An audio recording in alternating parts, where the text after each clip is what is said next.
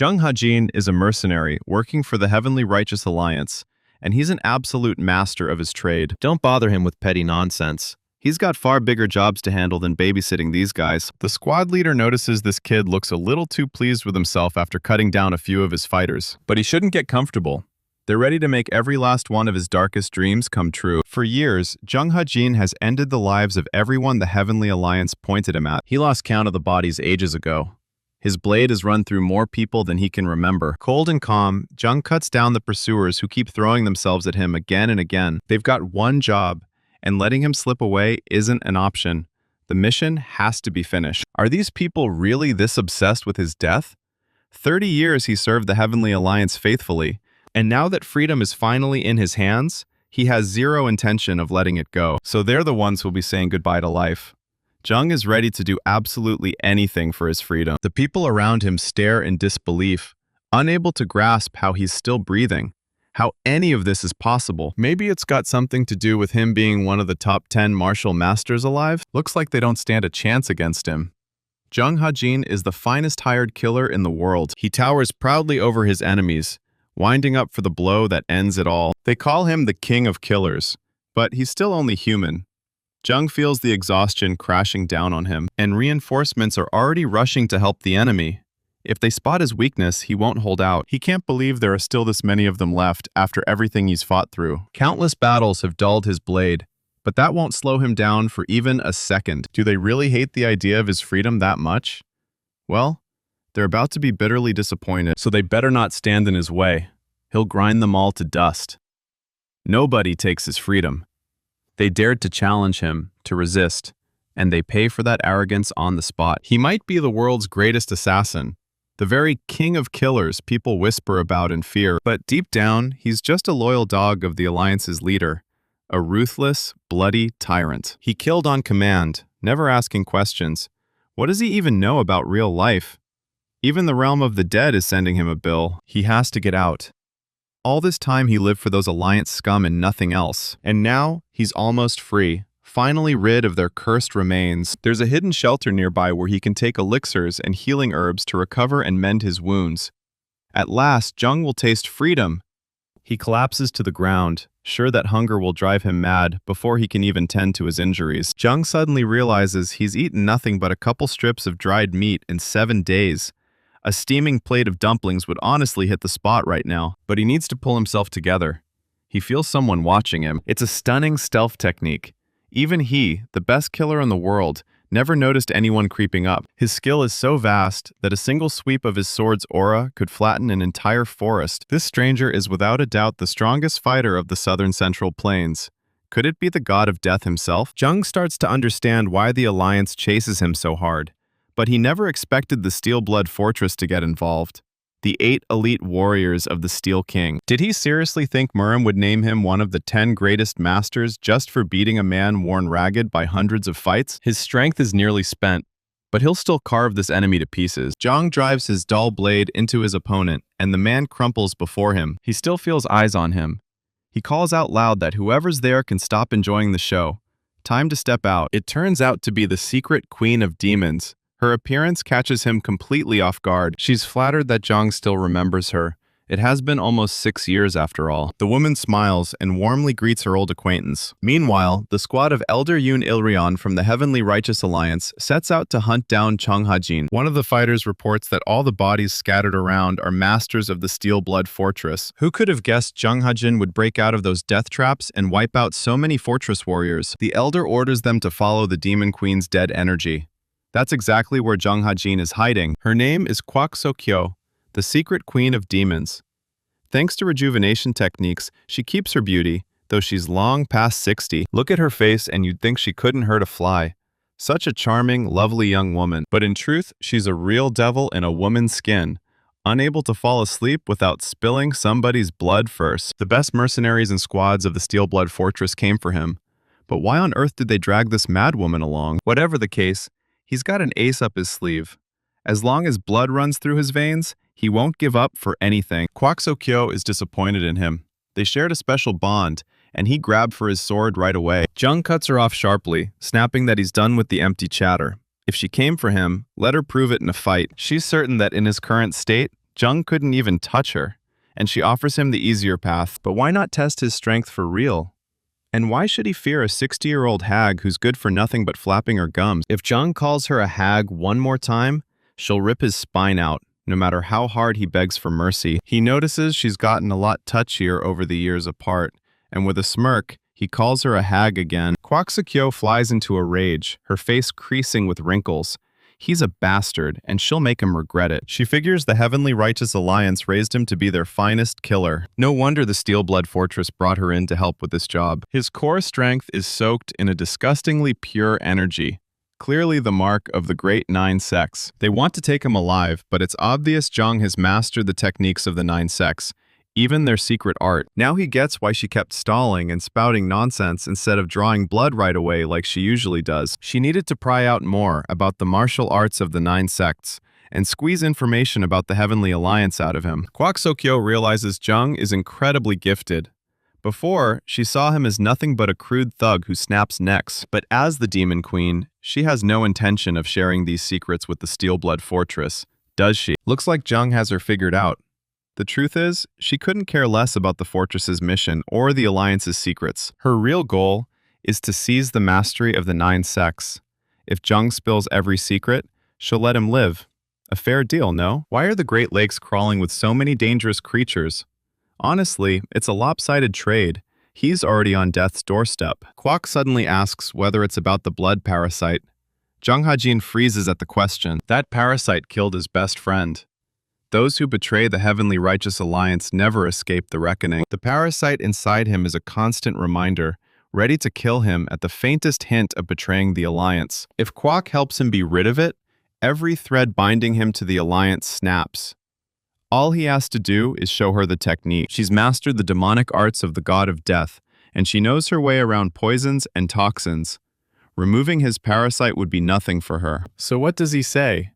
She's ready to hand him the freedom he's longed for, in exchange for teaching her the art of the Nine Sects. Jung smirks and asks if she really thinks the Alliance hunts him just because he ran off. He's one of the 10 strongest martial masters in the world. 5 years ago, he already found a way to get rid of the blood parasite. But to punch through those death traps, he had to reach the peak of mastery, and that took long years of brutal training. He thought he was nearly there, but it turned out he hadn't even come close.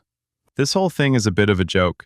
Jung doesn't believe she'll spare his life just because he teaches her some technique. Those scum stole 30 years of his life. He won't let another old hag play him for a fool, and he turns down her offer. If he walks away right now, he still has a shot at saving his pitiful hive. How does he have the nerve to talk like that when he can barely stand? She's not nearly as useless as he thinks. Kwak always dealt swiftly with anyone who dared insult her. So he won't share his mastery with her? All he can offer her is suffering. Didn't want to retire at 60? Then he'll be staying in these lands forever. In that case, let him rot too, the worthless wretch. There's no room in this world for the greedy. Their energies collide and burst apart in a massive explosion. So who came out on top in this savage clash? Kwak sinks her sharp claws into Jung, stopping the great killer cold. Suddenly, Elder Yoon Il-yeon appears. Jung is stunned. He didn't even sense him coming. They ruthlessly sever every one of his limbs. Each of them had their own reason for revenge, and they took it. Kwak sweeps Jung with an icy glare and remarks that without arms or legs, he looks a whole lot better. All that's left is to take his head, so he can never open that mouth again. Let him crawl to hell like the parasite he is. That's exactly where he belongs, for everything he's done. Is this pathetic moment really the last thing he'll ever see before he dies? In the end, all Jung ever wanted was a simple life. He wanted to live it as an ordinary man, just for a moment. Like in a dream, to feel normal. Is that really so impossible? If only fate would grant him one more chance. The main sanctuary of the divine cult of the heavenly demon. One chance to live out the life he so desperately dreamed of. Meanwhile, deep within the inner sanctuary of the divine cult of the heavenly demon, the healer greets the 4th young master of the cult. He's just come back from the 3rd young master after checking his pulse. Soryang most likely won't seem mourning. Things are shaping up better than he'd hoped. The 4th thanks the healer for the news and dismisses him. Images from a past life suddenly flood Jung's mind. A comrade asks if he's done. He answers yes. Everyone on this side is already finished. Now they can rest a little. Jung warns him not to relax too much. The chief said they might be tracked. What's that in his hands? His comrade says it's a little wooden bird. Jung asks whether he carved it himself. The guy suddenly asks if Jung is tired of killing. Jung freezes. No words for an answer. His comrade declares he'll get out of here whatever it costs. He wants to live his last days like a free bird. He'll head to a village and breathe the scent of fresh grass instead of this heavy stench of blood. Jung admits he wouldn't mind that himself and suggests they go together, but his comrade cuts him off. It's impossible. Don't even think about it. After those words, the guy suddenly wheezes and falls asleep right beside him. The commander walks up and says the Lord spared his life, and he repaid it by plotting escape. Let Jung take a good look. This is the end waiting for anyone who dares betray the heavenly righteous alliance. The blood parasite in his body punishes treason, so he'd better watch his thoughts if he wants to live. To make sure he can't talk again, they'll tear off his head too. The hag's revolting face jolts the guy awake. Jung can't make sense of it. Was that a dream? Didn't the demon queen just behead him? And what is this place anyway? The room looks lavish. Where has he ended up? Suddenly, Jung senses he isn't alone in these chambers. A girl walks in carrying a tray of food and loudly announces herself as Manhwa. Glancing at the bed, she notices the young master isn't there. He appears behind her and quietly asks if she knows what happens if she makes a single sound. Who is she, and what does she want? Or maybe she's from the Steel Blood Fortress. The girl answers she's his servant, Manhwa. Why is he acting so strange? Is something wrong? Let her stop the nonsense. What young master? Who dragged him here? Or does she want a candy? Manhwa explains the young master has been here for quite a while. For the last 6 months, he lay unconscious from a chi blockage after a grave injury. He only woke 2 nights ago. Jung can't wrap his head around it.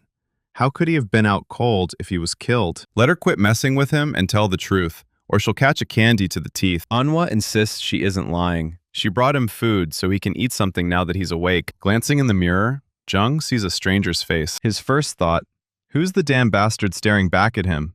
Is he a ghost? What is going on? He died, and it wasn't a dream. Is this some kind of reincarnation? Or was that his past life? How could any of this have happened? How could a place like this even exist in Merim? And who are these people? Why have they come at this early hour? A man drops to his knees and proclaims the divine teachings are undeniable. All demons have fallen at his feet. He congratulates the 3rd young master on his recovery. If this is the divine cult in Merim, then it's a demonic cult? What's happening?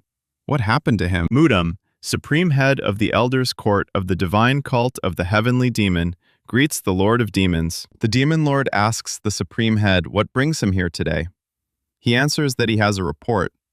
The 3rd young master has regained consciousness, but from bodily exhaustion, he's lost all his power. The man asks the demon lord what he intends to do next with the 3rd young master. The lord orders that, until the closing ceremony 3 months from now, he isn't to come with reports. The supreme head sincerely hopes the demon lord will carry out the great will. The heavenly demon divine cult, the so-called 1,000-year demonic cult, is the oldest and most merciless demonic force of this generation. It was founded thousands of years ago by a Merim master. In raw combat power, they're the strongest.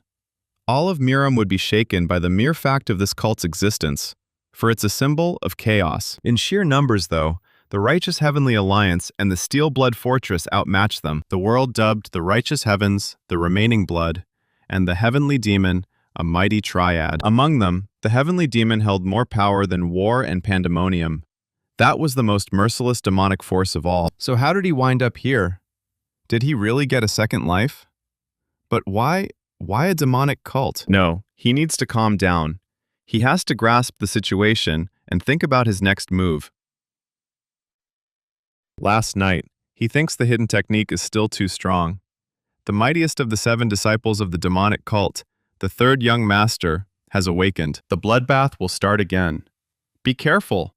Don't get carried away or you'll be killed. It's a miracle to wake 6 months after a chi blockage. The man hears he's lost all his combat skills.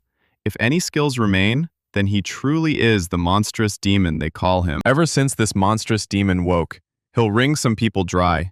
They'd better be careful not to get on the young master's nerves. The man thinks, what a scoundrel, what a bastard, a monstrous demon. How did he survive? Whatever this is, he's sure it's a demonic cult.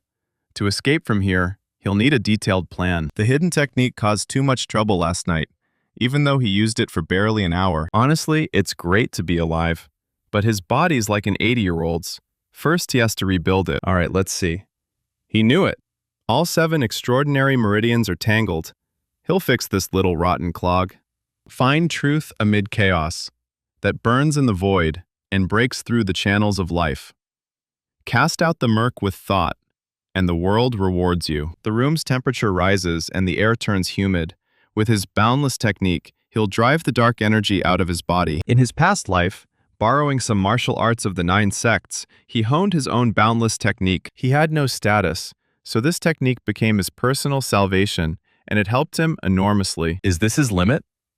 Well, at least one small goal is done. By the way, it's so quiet it's a little unsettling. It's been a while since he woke, and no one but the healer has come to see him. The healer said he's recovering rather fast. He should take care of himself until they come by again. Only this young girl, trembling with fear. Young master, here are your medicines. This bastard was called a monstrous demon, so he was a lowlife with a nasty streak. Until order is restored here, he can't act rashly, Jung Ha-jin. 3 months later. It's been 3 months since he ate that, and still nothing's happened? The man says that, if anything, he's only recovering faster. Didn't he say the more a skill is traced, the greater the chance of dying from it? Yes, he said that, but it's strange. Seryung, he always exceeds expectations. Hong Yi-moon, the 4th young master of the divine cult of the heavenly demon. What are they doing now? The man asks when Rin is coming. He thinks she'll be outside the main temple at noon. Hong asks whether 6 months have passed since she returned. The man says correct.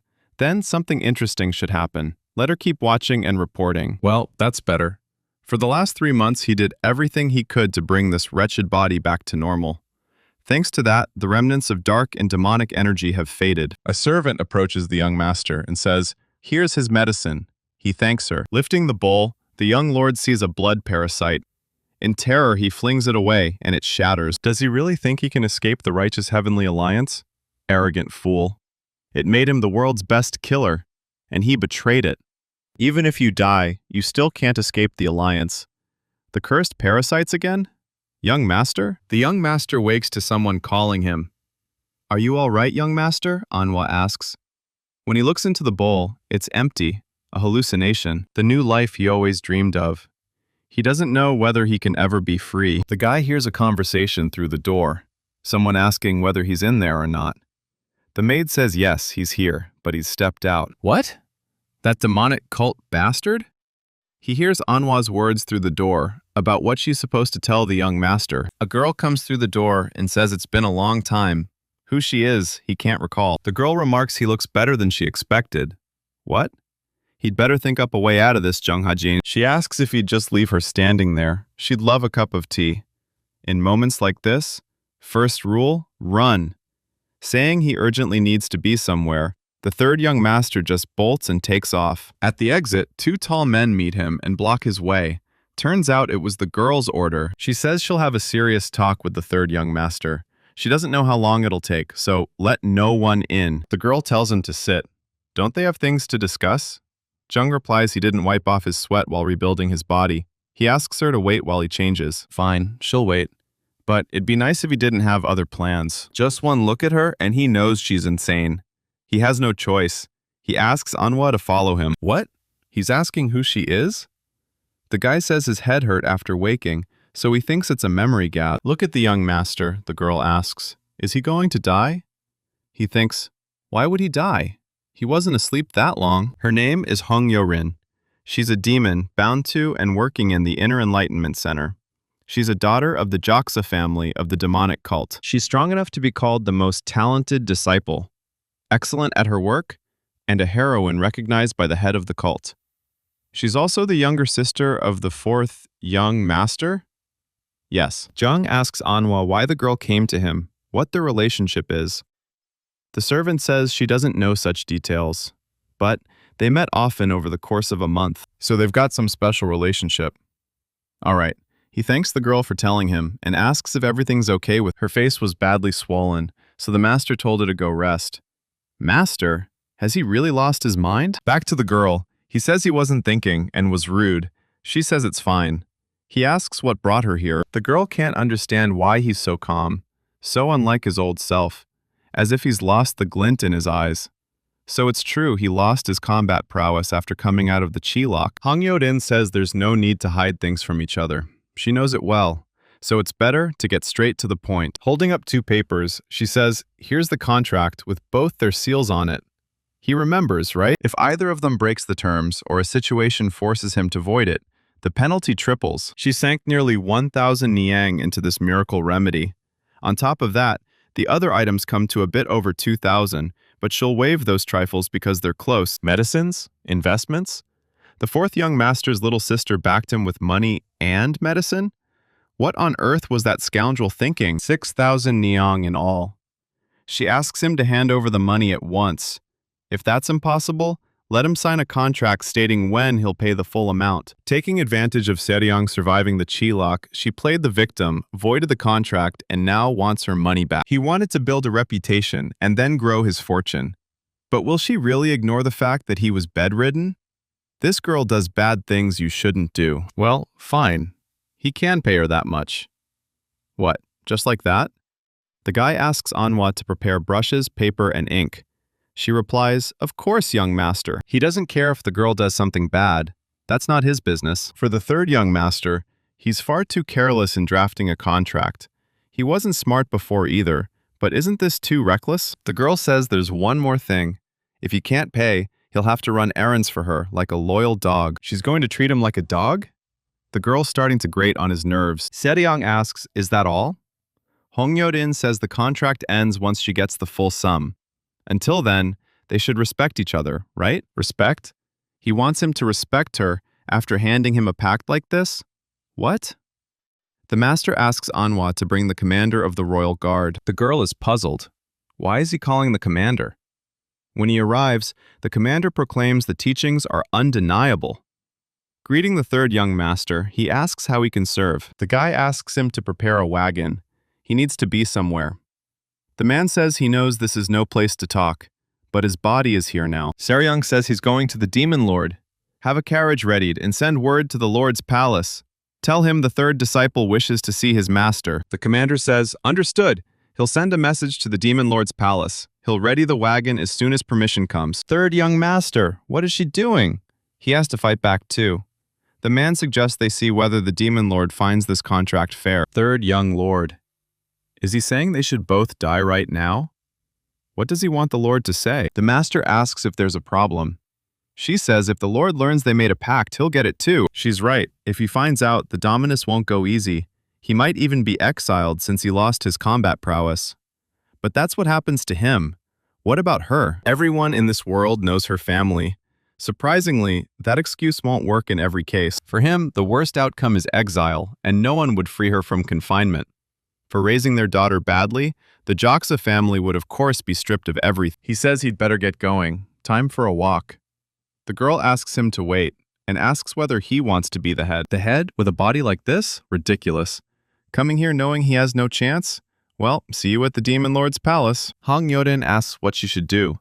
The guy clarifies. What does she mean? What should she do to keep him from going to the Demon Lord? He answers she needs to tear up this contract with her own hands. Hajin, aren't you tired of killing? He's getting out of there, whatever it takes. The guy is going to a village where he can breathe the scent of fresh grass, instead of this musky stench of blood. Is that all? Yes, they searched every corner but didn't find a single bug. They betrayed the alliance, committed treason. There must be others. Search the area. Let him hear them out. They told us to wipe out those who betrayed the alliance. They said they were traitors.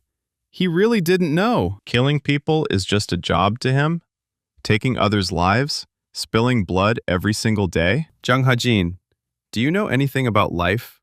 He knows nothing. He'll be cursed even from the grave. His life becomes the death of everyone he killed. The commander drops to his knees and congratulates the Demon Lord on completing the great work. He asks the commander. The man said the 3rd one asked to see him? He says that's right. He just sent a wagon to the 3rd young master's residence, so he'll arrive at the palace soon. Turning to the 1st royal guard, he orders him to escort the master to the pavilion of demonic justice. The guard answers, yes, my lord. Is it still winter? He still can't get used to this chaotic aura checking his pulse. It seems that over the last few days his damaged blood vessels have healed further. And not only his vessels. Though he took herbs and had acupuncture, his recovery ability was already quite strong. What's that look? Apologizing, the healer says he was just rather amazed at his regenerative power. The healer tells the third master he won't need acupuncture anymore. Instead, he'll take nourishing food and top-grade remedies to rebuild his strength. The master says he'd like to learn something. The healer says, go ahead and ask. What's a top-grade healing potion? He's never heard of it. The man answers it's a brew of 5 herbs that help restore energy. That's it? It helps replenish energy? Whatever it's called, it's medicine. And if it had real healing properties, he'd be recovering far faster. Katya says she'll return in 2 days and wishes him a swift recovery. Well, the man believes something might be off with his senses. What a dreadful district. The Demon Lord.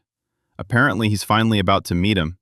The Lord wonders what kind of man he is. In all of Kongo Murim, there isn't a single person uninterested in this Lord. It's obvious, since he may be the strongest man alive. Though he never once showed his full power, he's always been counted among the most formidable people in the world. Their meeting could be dangerous for him. He doesn't know much about the demonic cult. Maybe he should have been more careful. He just couldn't stand it, reborn only to become someone's dog. If that Hong Yorin, daughter of the Joksa family or whatever, hadn't shoved that absurd contract in his face. A servant enters and tells the young master the Demon Lord's palace has been in touch. The carriage is ready, so they need to prepare him for the meeting ahead. Since it's come to this, he decides he might as well face him head-on, right? Stepping out of the carriage, a clerk immediately approaches and says the Demon Lord invites him to the Pavilion of Demonic Justice. Let him follow. Looking at the long staircase leading somewhere, the Lord thinks, what the hell is this Pavilion of Demonic Justice? This really is the heart of the demonic cult. Guards everywhere. It reminds him of when he fell into the inescapable net of the Righteous Heavenly Alliance and the Steel Blood Fortress. High-ranking masters are trained all across the grounds. This place is like falling into a dragon's pond or a tiger's den. One mistake, and he's dead. The man says they've arrived. Didn't they say the Pavilion of Demonic Justice? This isn't it. No, he can't show fear. He has to act like he knows everything. Survival in the demonic cult hinges on every step he takes. The man silently orders himself to pull it together, since he's about to see the Demon Lord. Looking around, he thinks it's winter, yet spring is in bloom. Is he dreaming? Can't be. Then it's an illusion, isn't it? Well, there's no other explanation since it's cold outside. He wanted to leave Kangho and live somewhere green, endlessly green. This is definitely his dream place. But what a convincing setup. Then, sharply, he hears something behind him. He's startled. A moment ago, this pavilion wasn't there. Someone's there. His legs move on their own, as if under a spell. Step 1, life. Step 2, death. Is this how he pictured the Pavilion of Demonic Justice? His King of Killers instincts scream that it's dangerous here, but he can't back down now. If he wants to escape the demonic cult and start a new life, he must meet the Demon Lord. Will he finally meet the Demon God? The great heavenly demon? The Demon Lord, Li Chan-san. The man asks whether the third young master has gone in. He's told yes. Was something bothering him? He answers that in the Lord's entire reign, only twice has an outsider entered the Pavilion of Demonic Justice. The first time was about 25 years ago, when the Lord took his first disciple. Does he mean his first disciple? Does he mean the first young master? He answers no. The first young master became a ward exactly 20 years ago. Is he saying there was another ward before the first young master? That's right. An unknown disciple who lurked in the shadows died here, in this pavilion. His skin was torn to shreds, as if wild beasts had ripped him apart. So, the Demon Lord. He says if the Lord had wanted to kill him, he wouldn't have brought him here. Then who was the second? The general's strategist. A man of absolute power who oversaw matters great and small. The only one who rose so high through his mind, not his martial arts. He was the second to enter the Pavilion of Demonic Justice. He did? Yes. He walked out with his head held high. Today the pavilion opened its gates a third time. He wonders whether the third young master will survive. The divine teachings are undeniable. All demons shall fall at your feet. Seryong salutes the Demon Lord. The Lord orders him to rise. So this is him, the Lord of Demons. Li Chun-san. Yes, he doesn't look like the great master of demons and ruler of all. As long as he emits no chi, it's as good as saying all those claims are false. He can feel all his proud majesty. He's a man with no reason to sit locked away, being one of the strongest masters. He's the world's mightiest god of martial arts. He's so powerful, they say he's half immortal and lives in a wholly different dimension. But why did he never even try to become a tyrant? Holding out a cup of liquor, the Lord orders him to take it. He asks Serdiang what he wants. Well, you see, what the hell is he stalling for? He himself was once one of the 10 strongest masters. Is he seriously going to just stand there like he isn't mine? The Lord asks whether he wants to preserve the cult. Someone says yes. Wait, did that honestly work? The Lord orders him to pour more liquor. The guy can't read his emotions. He can't even guess what the man is thinking. The Lord says he's being very vague. Is he saying he wants to leave for a while, or sever all ties with the cult? He doesn't like being his disciple? The guy says no, that's not what he meant. Or has he already given up because his body is so drained? Is this the limit of his ability? What a disappointment. Damn, he's in trouble. The guy says he isn't trying to fully break away from the cult. Not much time has passed since he recovered. Plus, he lost all his skills. If that's the case, he should say something. He badly wants to get back in shape, but it's not as easy as he thought. So he figured it'd be best if he could just breathe some fresh air. That's what he wanted to ask him today. Yes, exactly. Great, that's fairly believable. Seeing the Lord grow angry, he thinks he needs to come up with an excuse. I mean, what he's trying to say is that he requested a meeting just to get permission to go out? Damn, he was too careless. Come to think of it, it really is ridiculous. The reason he wanted to see the ruler of all, the divine lord of the heavenly demon cult, was only because he needed permission to step out? Now's not the time to think about anything else. Jong Ha-jin, hurry up and come up with an answer. The guy says he wanted to see him because it had been a long time. Doesn't seem like a bad reaction. The guy says that even in his current state, as a disciple, he has his duty. He couldn't repay even 100th of his kindness, and he had no way to thank the Lord. So he felt. He's trying to put on a show and stir the Lord's emotions. The cup in the Lord's hand crumbles to ash. A disciple's duties?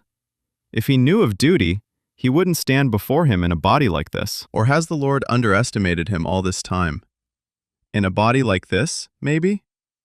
The demon god's eyes. Does he actually know that the one in this body isn't Serdiang? It's as if the demon lord is staring straight into his soul. What excuse can he come up with this time? Isn't he caught? The guy is a little put off by his words. A disciple who just recovered from a chi blockage came to pay his respects, and he says the guy doesn't know his duty? What the hell? Is he weird? What did he lose? The Lord says he'll send someone within 3 days. Until then, he may go. That's it? So what about his request? Is he allowed out or not? Is he free to do what he wants? Just tell him how hard it is. Looking around, the Lord says, "The pavilion of demonic justice, with clear skies and green meadows." It's been a long time since he saw anything like it. Pouring liquor into a cup, the Lord says it's his reward for hard work. The servant answers that he's flattered. He asked what was happening with the third one. He said he was recovering at home. That's all? Yes, that's all. He seems quite good. 10 years ago, the Overlord mistook him for a dragon. He was disappointed to discover it was merely a venomous snake. But when he looked at him again today, he was holding a magic pearl in his mouth. As he moved further and further away from evil, he also knew death. In the pavilion of demonic justice, evil is judged. The subject of the trial is presented as the Lord of Demons, and the decision is made by the Lord and the entity. The pavilion embodies the hearts of those who enter, putting them on display, as well as the subconscious. What if the object I was attracted to was a demon lord? At this moment, by the Overlord's will, the pavilion's demonic formations will attack. As soon as they harbor any killing intent, they will be destroyed in such a painful manner. The enlightenment method can reveal true intentions. It belongs to the highest level, which only a demon lord can control. The chairman asked if the lonely bamboo grove was being well tended. The man replied, "Yes, a representative of the elders' court comes every other day. On average, there are up to 5 victims per month, but fortunately, there have been no fatalities in the last 4 months." The ruler ordered the elders to recall their man for a while. he would send the third one to the grove. A lonely bamboo grove? So said the governor. The perfect place to get some fresh air. The demon lord is a pervert. He just wanted to get out. Why did he put him in the wilderness? What did he do wrong to send him alone to such an evil place? Standing in the middle of that very grove, he shouted that the demon lord was an idiot. Someone from behind apologized for his insolence and told the young gentleman that these were very dangerous statements. What did he say?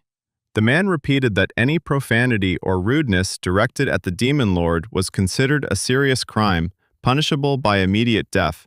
No exceptions, even for young lords and ladies. The young master said you should have listened more carefully. He has not defiled the demon lord. My God, is he some kind of imperial person? Why can't he say nasty things behind people's backs? Well, he believes those dark and sullen idiots of the demonic cult that he's above the emperor. Instead, they think he's a true god. While he was speaking, the boy asked, "Is this elder from here?" He said, "Yes, that's right." His servant, Ma Dong-pil, the third head of the elder court of the heavenly demon divine cult. He has been honored to serve as the Lord's personal guard. Who? He doesn't care about his honor or anything else. He just wants him to leave him alone. The elder says he vows to dedicate himself to service and will protect the third young master with his own life. A beautiful view. The result is the same. He can't get out of here. No matter how hard he tries, he can't leave this place. He screamed that he hated them, the idiots of the demonic cult. He just wanted to get out. Was it really so necessary to exile him here? Okay, so it wasn't that easy at first, but he wasn't going to waste any more time on useless thoughts. Why did he even want to leave the demonic cult? It was because he had a bad feeling when he realized he'd been reborn as the third young master of the heavenly demon divine cult. At some point, he'll have to leave this place, but right now, that's impossible. Then the reality is that he has no choice but to become the third young master. Sirion! But to survive in this body, he'll need strength. He'll have to become stronger. Otherwise, he won't survive. The heavenly demon divine cult adheres strictly to the ideology of survival of the fittest, more so than any other group in Murim. This is not a place where he can sit back and wait to be destroyed and cast out. Ultimately, a person will have to take the path of martial arts, and whether it will bring him life or death. He won't resort to petty tricks anymore. He'll use force and leave with his head held high. At that moment, a servant emerged from behind a tree and startled the young master. He said his food was ready. He could follow him. The young master began to get indignant. He told him to stay out of his way. But they'd been here for 2 days already. He hadn't even had a sip of water, let alone food. The servant was simply worried about his health. "It's been 2 days already?" Mr. asked. But he doesn't need to scare him every time. Stop doing that. Day 3. To begin, he will use the unlimited technique and bring his body and soul into order. What is this? The movement of chi in the boundless technique is different from ordinary chi. The third level of strength development, the boundless technique can be divided into 5 levels. In his past life, as the king of assassins, he reached the peak of level 4. In this technique, the unity of martial arts and the body is far more important than enlightenment. But this weakened body, even with its chi blocked, is at the peak of its 3rd level strength and on the verge of reaching the 4th level. Could this child, Sarian, be a genius? Moreover, the purification technique took effect on its own. This technique purifies the air by absorbing the turbid chi energy located near the body. The air is purified, and the absorbed turbid chi becomes part of the internal force with the overwhelming ability of the boundless technique. When the air nearby becomes clean, the assimilation effect increases, which accelerates its growth. At this rate, he'll be able to regain his former strength much faster than he thought. Well then, let's move on to the 4th level of strength. Day 5. The body is completely healed. The severed blood vessels and vital organs are much stronger than they should be at his age. This made life in the bamboo grove much easier than expected. Even my hair became darker.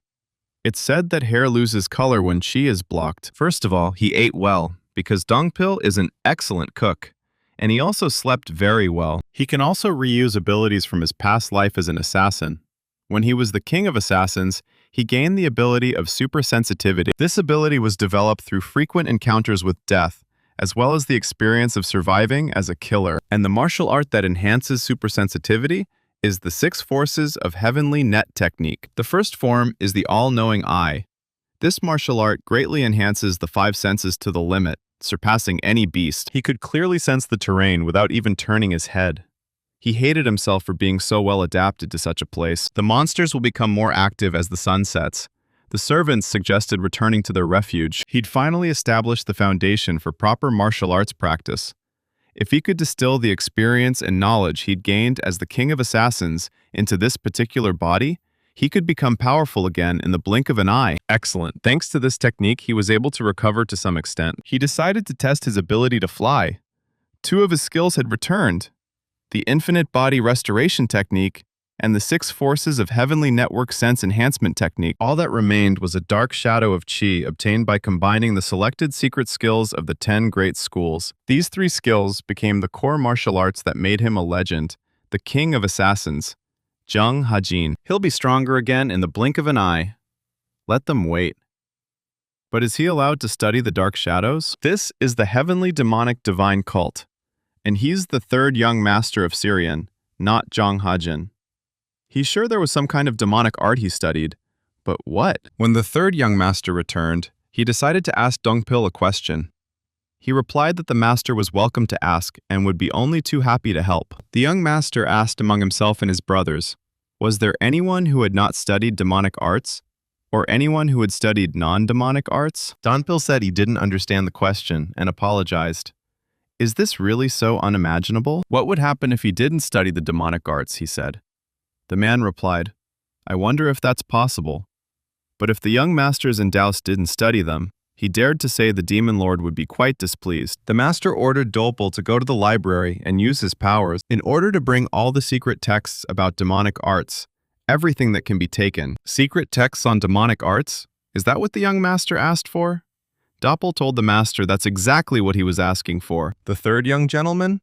He probably already knows everything, so why bother? Maybe he's trying to use them to somehow advance himself? Having apologized to the master in advance for such a disrespectful question, but as a guard called upon to protect the target, he decided to dare to ask it, despite the familiarity. The 3rd young master lost his memory after the chi blockage? The master wonders if he's truly forgotten everything. The 3rd young master was talented from the start, but greedy and arrogant, a true tyrant who showed no respect for his subordinates. But after he was reinstated, he became a changed man. He's very different from his former self. His actions and words, sometimes he even seems puzzled. Even his servant said he's changed. He also managed to escape alive from the demonic justice pavilion after the demon lord's trial. And a report from Ma Dongpil. The master said he understood why the 3rd squad leader asked such a question. But don't let him worry too much. The man he now serves is no ordinary man. He's one of 7 candidates, and he could become the next successor to the demonic cult. Who knows if he's joking or has truly lost his memory? But don't let him ask any more questions. This is one of the many reasons why it's so difficult to protect heirs. That's why the owner chose him. Handing Dongpil the key, the foreman said he knew the loan period was 3 days. He should mix them with the others and take 3 or 4 secret texts. One more thing. The master asked if he had explained the lonely bamboo grove to the young master. He replied that he hadn't yet, but that he intended to do so today. He knows how dangerous it is out there, doesn't he? He's sure Dongpil will be okay, but make sure he tells him everything as soon as possible. This is his task of primary importance. I would like to know what the Lord saw in the 3rd young master that sent him to the bamboo grove. A lonely bamboo grove. A demonic forest that existed before the heavenly demon divine cult settled on hundreds of thousands of mountains. A murderer who took the lives of countless demonic beings over 1,000 years. When the first all-powerful heavenly demon existed, and the divine cult was still weak, he helped it become one of the greatest schools of the moment of the eye. He gives gifts to those who are destined, while he drags others into the pits of death. This was the 2nd time the demon lord had tested the 3rd young master. He had received a positive evaluation at the demonic justice pavilion. I wonder what will happen in the bamboo grove. 1, 2, 3, 4, 17? Why did he bring him so many secret texts? Dolpil said it wasn't very much. He only took the very best, so it's quite small. And is that small? Damn it! Does he really have to master demonic arts now? What should he do? No, if he views demonic arts as inferior and divine, he will not see their true nature. He must view them without prejudice. The man told the young gentleman he had something he needed to tell him. The gentleman replied, okay. 3 of the 17 messages will have to be returned in 3 days. 3 days. Why? Because these three, from the secret texts of the 10 greatest demonic arts of their school, as he already knows, are only accessible to the first, second, and third young masters. The 10 greatest demonic arts belong to the highest rank in the divine heavenly demon cult. If you successfully master even one, you'll be able to look down on the world for its genius. Everyone in the divine cult knows about them, so even if they don't remember this, it's worth it. The master asked why he was looking at him like that. Apologizing, he said he was rude, seeing his new side, but he actually didn't remember any of those texts. Addressing Dongpil, the master said that he knew that the master had completely lost all his skill after awakening from the chi blockage. His heart and mind are no longer what they once were, and, strictly speaking, they were exiled to this lonely bamboo grove. He needs to try something. He's desperate. He needs to relearn all the arts he's forgotten. So he asked for help. Right now, he's his only hope. He needs to stretch his legs, so if only he could grab some weapons from the cult at dawn. What the hell? Why is he crying? He said he would support the young master with his life. What's wrong with him? Let him stop. He's a burden. In about 10 days, they'll be more active. They don't seem to be moving, and the barrier is growing, so I'm confident they'll be fine. This is the safest place in the bamboo grove. The young master concentrated on reading the secret texts. He had to ensure that nothing would disturb his peace. They must obtain the weapons the young master requested as soon as possible. They must remain vigilant, no matter what. Changha Jin's Dark Shadow Chi technique was not widely used, but was one of the greatest Murim techniques. It was not as powerful as the secret techniques of the 10 greatest schools, but its depth and purity were considered the best at that time. Demonic arts were different from the others. They favored destruction, focus on results rather than consistency, on attack rather than defense, putting true power before opportunity. It all sounds very much like the methods of assassins. The 10 greatest demonic arts? They're certainly incredible, but in his current state, he couldn't possibly master them all. What can he do to improve the Dark Shadow Chi with these arts? A true demonic art? He thinks it might work. A true demonic art is one of the major demonic arts, ranking alongside the art of destruction, which is the basis for some of the 10 greatest demonic arts. It is also more advanced than some of the 10 great arts. When it comes to the adaptability of demonic chi, it can be said to be one of the sources of demonic cult techniques. The limitless technique is best used when your head is full of thoughts. Who's there? Is Donpil back? Is he being followed now? They need to be careful. Even though he seems naive, he hasn't completely let down his guard yet. That's enough for today. Hearing a rustling sound, the young lord noticed that some creature was attacking him from behind. What the hell? That could have been dangerous. What? That thing broke through the wall. How did it do that? It's a chicken. 6 legs, human-sized wings, and 3 heads. What the hell is this? This giant chicken looks like a mutant version of the great King Yenluo. Seriously, he just doesn't have any more words to describe this place. Why is she so fast? Looking at the basket of weapons, Donpil thought that these weapons should be enough, right? The third young master is accustomed to using swords, and as a swordsman, he is good enough to create his own style. Who knows? Maybe he'll remember everything once he picks up a weapon. Although, judging by how cruel he was, I'm not sure it's in his best interest to regain his memory. But that won't work, will it? No, don't think about it. He's just guarding 3 young masters. He can't give in to emotions. Donpil smelled a strong scent of blood. Young master, what kind of rooster are they even using the art of sound on? This is an unusual mutant. He'll be tough. Damn, if only he had a weapon. What could we use instead? Did he think he could get it with the same attack? Taking a piece of sharp bamboo, he jumped on the chicken and tried to kill it with it. Is she dead? Hell, not yet. That hurt, you stupid chicken. He realizes now he can't pierce her feathers with brute force alone. Does he? He never thought he'd use it on an animal, but he thinks he has no choice. I'll have to try. The Heavenly Six Forces Network Technique. The second form is observation. The second form of the Heavenly Six Forces Network Technique, observation, allows you to accelerate your thought process using chi. This, in turn, visually slows down everything around you. The young master found the chicken's weak spot. It turned out to be the heart, which was almost easily accessible. Taking a sharp bamboo stick, he took aim and plunged it straight into the heart. At that moment, Donpil returned, smelling the blood coming from that very chicken. Running up to the young gentleman, he asked if he was okay. The boy asked him not to make a fuss. Azure Lotus? That's the name of this chicken? Looking at the young lord, Donpil said that the wounds needed to be treated first. The lord replied that it wasn't his blood. Indeed, aside from a few scratches, the young master wasn't seriously injured. The Azure Lotus is as dangerous as a leopard. Donpil asked the gentleman if he had defeated him himself. The boy replied, "Does he see anyone here other than himself?" The master asked if they had a large cauldron. The man replied, "Of course. But what did he need it for?" He told them to fill it with water and put bamboo shoots in it and let it boil. He was responsible for dinner tonight. He also said he was expecting an explanation. How did this guy know about this bird? What kind of place is this bamboo grove and all that? The solitary bamboo grove existed even before the advent of the heavenly demon cult. It is a natural demonic forest with the deepest spiritual chi energy, even surpassing any known mountain. There's something special about this forest. The profound spiritual chi doesn't spread throughout the entire area, but circulates only within the bamboo forest.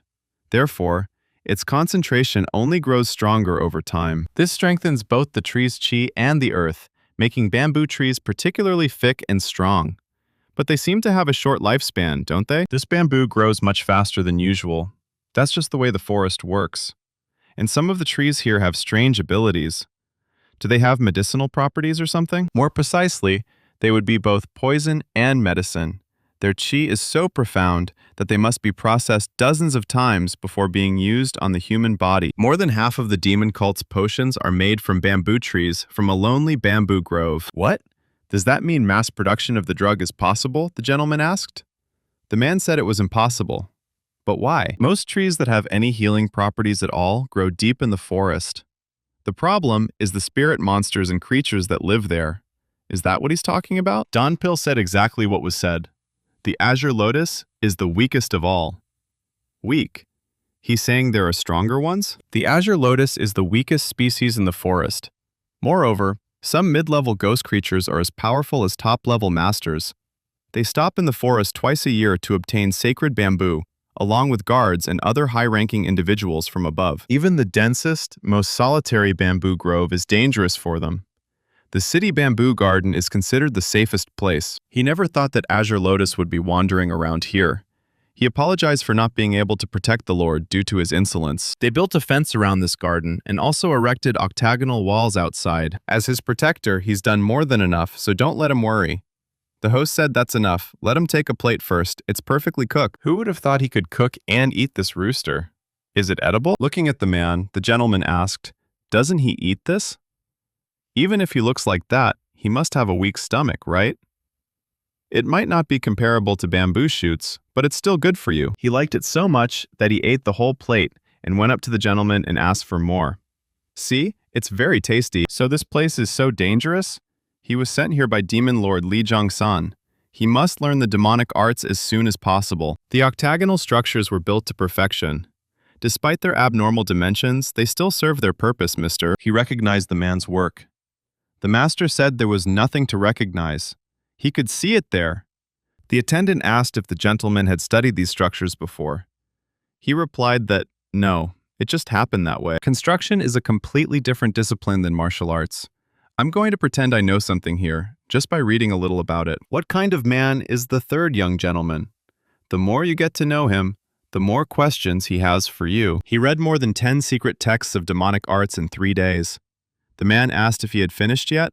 The master said yes, he could take it, and he easily defeated the Azure Lotus, even though it had not yet fully recovered. He may appear carefree and cheerful, but when he is serious, he creates such an aura around him that it is difficult to approach him. Besides, when he lost his fighting prowess after the Chi blockade, he didn't seem all that upset.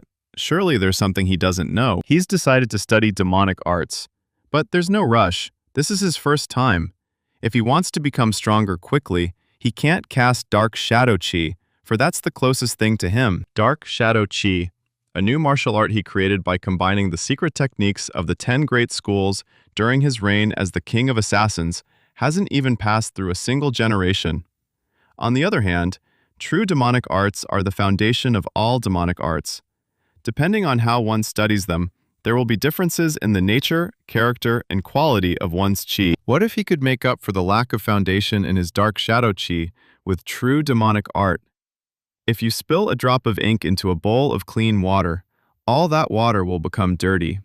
Art is like ink, especially true demonic art. It is the precursor to all demonic teachings nurtured by the divine heavenly demon cult. There is nothing more suitable for unleashing youthful martial prowess in the dark shadow of Qi that has not lived for generations. Coming to a demonic cult with dark shadow Qi must be fate. So let's get started. True demonic arts and dark shadow Qi. Let's see if the foundations of the demonic arts and the secret techniques of the 10 great schools can combine. Donpil thought about how he'd been locked in his room for 12 days now. He'd been told not to disturb him under any circumstances. What was he doing there? They say opposites attract? Compatibility is sacred. This new martial art he created is far more destructive than the dark shadow Qi. It will become more stable than the true art. When he finished, he felt demonic energy coursing through his body for the first time.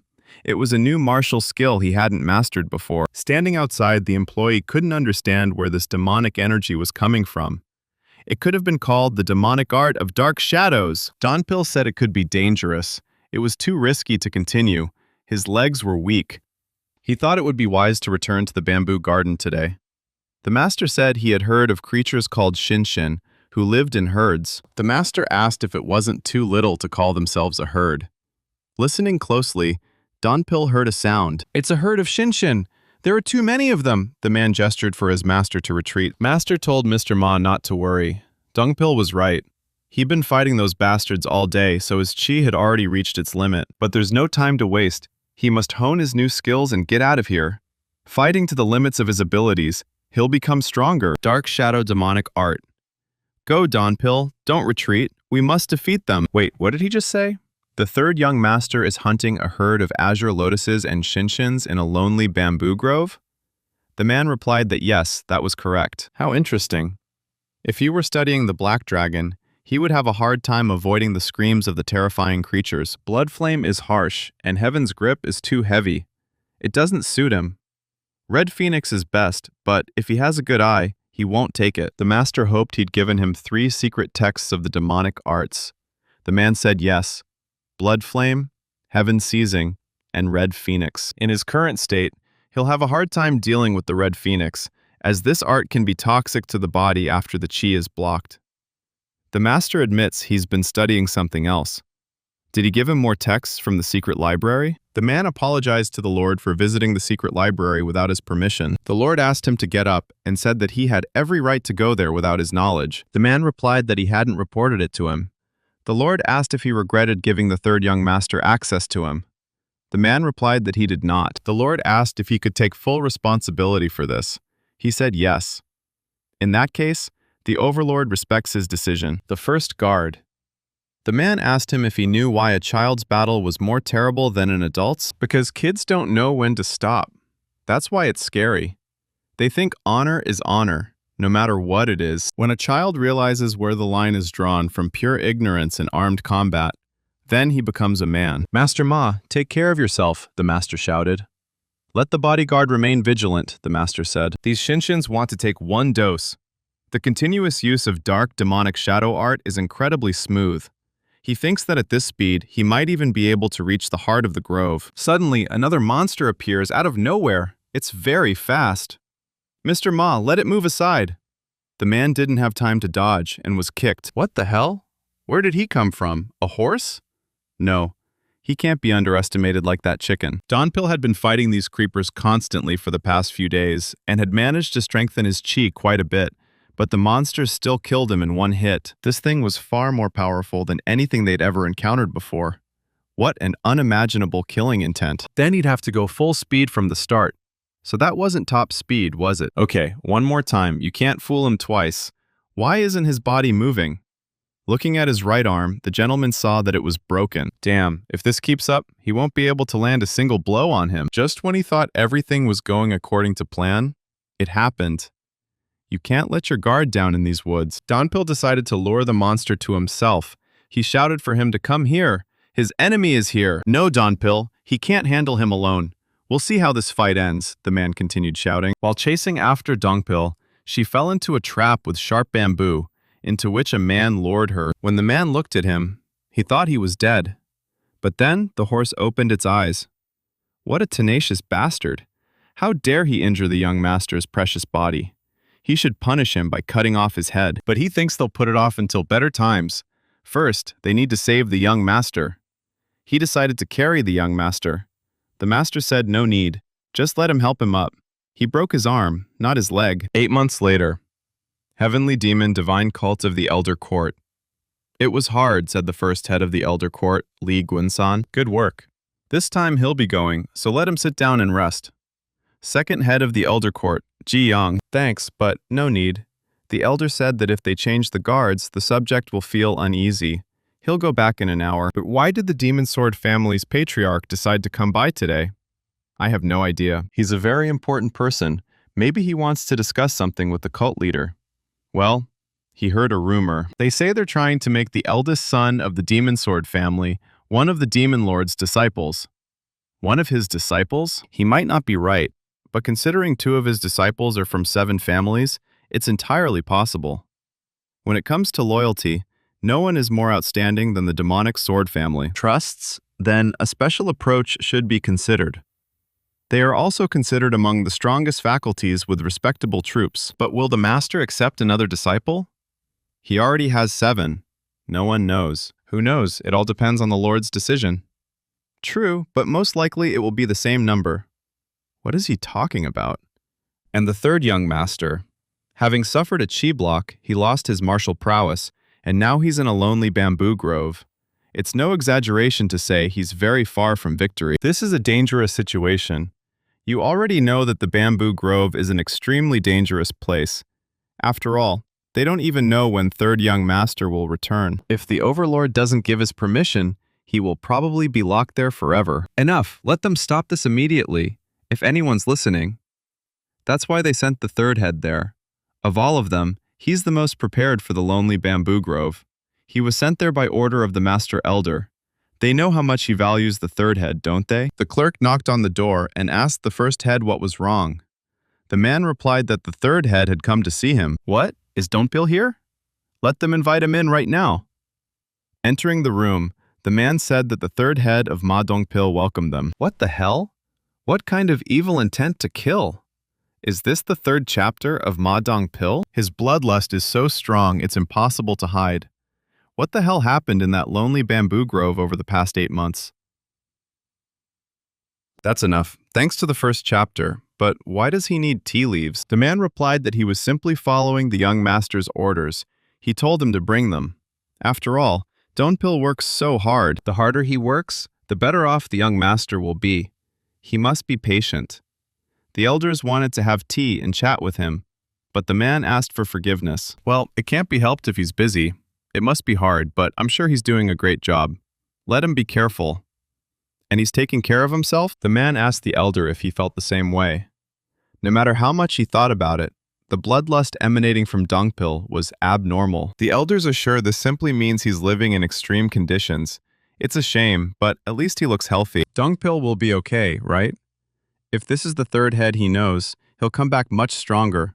That's what he believes. He feels at ease, he thinks, much better than he did 8 months ago. The grueling trials in the lonely bamboo grove took his skills to a new level. Something just moved. Was that a beast? Its steps were heavy and measured. It was definitely not Shinshin. He's coming. As soon as he shows up, he'll cut him down. Young master? What is he doing? What's with the question mark?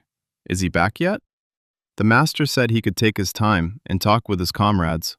He thought the young master would remain in the city's bamboo garden while he was gone. Did he catch another drunk? What if he'd been wounded? The young gentleman said he was bored and saw a horse wandering around. The young master couldn't let him leave. After their last battles, the mere sight of them infuriated him. So the young master told Dongpil that they would have horse meat for dinner. He should wash the pot when he returned. The man then asked the young gentleman to remove the splint from his right arm. It appeared to have completely healed. He must have used it too much in the last few months. Life was so good back then. Who would have thought he could defeat Lush single-handedly?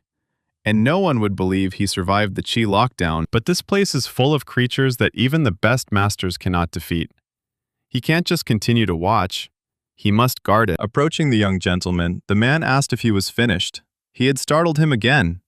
What was he going to say this time? The young master, a man who knows he is strong, but he promised him not to go to dangerous places alone. The young gentleman asked what he should do then. Time was running out. Time? What was he talking about? Didn't he know? This place is dangerous now. No. Or rather, it will become dangerous. What is he trying to say? It's all rather mysterious. High concentrations of spiritual qi not only produce bamboo and create monsters, but also change people's bodies. Although they put in a lot of effort, under normal conditions, such a result cannot be achieved in 8 months. That's why it's dangerous. Excess is just as deadly as deficiency. Bamboo and other animals may have adapted to their local environment, but the same cannot be said for humans. He asked Donpil how long he thought it took for the arm to recover. So, everything was fine. The bones were broken and dislocated, so it should have taken at least 2 months, right? But everything healed in just 1 week. And the wounds he received in the battle with Liu Shu healed in about 2 hours. Does he consider that normal? When skin breaks, the body heals the wound. But what if this process were significantly sped up? What do you think would happen if the body continued to heal, even after the wound had healed? It would explode. This is the environment of a lonely bamboo grove. It's good to a certain extent, but the human body can't bear it. Are you saying the healing powers of the bamboo grove are becoming stronger? More precisely, spiritual qi. In 2 or 3 months, it will become so powerful that they won't be able to bear it. They need to get out of here before then. Unless, of course, he wants to avoid exploding and dying. However, Donpil told the Lord that they could not return home without his permission. The demon lord merely ordered him to go to the bamboo grove. He did not specify a time frame for his return or stay there. He thinks the Lord suffered hardship for 8 months because of the demon lord? Isn't that what we're talking about? First of all, he granted his request. This place is perfect for getting some fresh air. Is it normal to interpret it that way? If they had fallen 2 more creatures, they would have reached the very heart of the bamboo grove, where they had never been before. That's where the departments grow spiritual bamboo. He should receive it for the next 3 months. He can't sleep because Seren is still alive. The 4th young master of the heavenly demon divine cult, Hong Imun. Why did the masters tell him about this? If they don't reach the pinnacle of demonic arts, they won't last even 3 months. That's what the lonely bamboo grove is like. What's he trying to tell him after such a sudden summons? Right. Didn't he say he wanted to check on Junior? A celestial demon living in the heavens beyond the clouds, whose existence is incomprehensible to the human mind. He doesn't care that his disciples are ready to tear each other's throats out. It's as if he wants to convey to them that in order to become his heirs, they need to overcome this. What world does the master see? If he can see what he sees. The Lord believes the 3rd one is doing a good job. What's wrong with that bastard Syrian? He barely survived the chi blockage. Even the medicine didn't work. Is he now strong enough to survive in the secluded bamboo grove? How is this possible? The master said he plans to summon him soon. Does this mean that everything he went through to get rid of it was in vain? Sarion, this time when he came back, this guy threatened to kill him, and nothing is stopping him from doing it. That's what you asked for. He managed to get 5 bags of blurring herbs. And his special task? Cave pine tea. He didn't find out until he got here, but apparently the scent of this tea can repel monsters. It was quite unpleasant to constantly encounter Azure Lotus and Sing Sing, so he decided it was best to avoid them. Perhaps a cluster of these herbs grew on the cult's Weeping Mountain in Yunnan. But why does he need herbs to clear up the cloudiness? Everything has its uses. They look great. Good job. Can he bring more next time? Frankly, the man couldn't give him a clear answer. Was that true? The director didn't understand what was going on. This month, the apothecary at the Demon Lord's court explores the ratios of the most healing infusions of these herbs. This is the main ingredient, so it will take at least 2 months to get more. A supreme healing potion? Will it be made using herbs that eliminate cloudiness? He told the master that yes. Young master, this is a supreme healing potion. Drink it thoroughly. Didn't the healer make him drink the concoction for 3 whole months, right after he woke up? Herbs for eliminating cloudiness can cure the body of any cloudiness. Their names speak for themselves. And they gave it to a patient who almost died from chi blockage symptoms? These herbs are too powerful and attack even demonic energy. They can be prescribed to a healthy person, but for a sick person, their effects can be fatal. No one with even the slightest understanding of medicine would prescribe such a decoction. The young gentleman asked Dongpil if he had ever heard of a silk gin. The man replied that, of course he had. It is a type of acupuncture that is used to tighten muscles to give the body a sense of balance when the muscles are too weak. He did this a couple of times before going on some missions, warming up his body first with circular arts. The procedure is not too complicated, and as far as he remembers, it produced a good effect. They administered a medicinal herbal decoction to a body that was in its most debilitating state, and applied a silk needle to a body that was already tense? Who could do such a thing? The Lord doubts the healer could have done such a thing alone. At the very least, a high-ranking official or one of his students must be behind it. What if it was a student? She's a demon working at a religious center for inner enlightenment, and also a member of the Joksa family, one of the 7 families of the demonic cult. And she's the 4th young master's younger sister? His younger sister came to him as soon as he woke up. Damn, young master, how dare he try to kill his older brother, even if it was for the sake of the throne. The healer told the young master that he had prepared some cave pine tea. Please drink it before it gets cold. The man turned to Xinhua and asked if he knew the hardest way to get into the cult. He meant the Lonely Bamboo Grove. The Lonely Bamboo Grove is impenetrable. Even high-ranking officials cannot enter without the teacher's permission. The question isn't whether they can enter themselves, but whether they can put their eyes and ears there. Wouldn't the military branch be the most suitable in that case? He'd heard that the strategist general's control over the organization was so strong that even the elders couldn't touch them. No, it was quite easy to infiltrate. The general strategist who oversees the army is considered the genius of this century. In any case, he will turn the tide, discover who has infiltrated the troops, and determine who was involved in the power struggle. Therefore, he will never prevent anyone from infiltrating the troops. Not everyone would dare do this, that's all.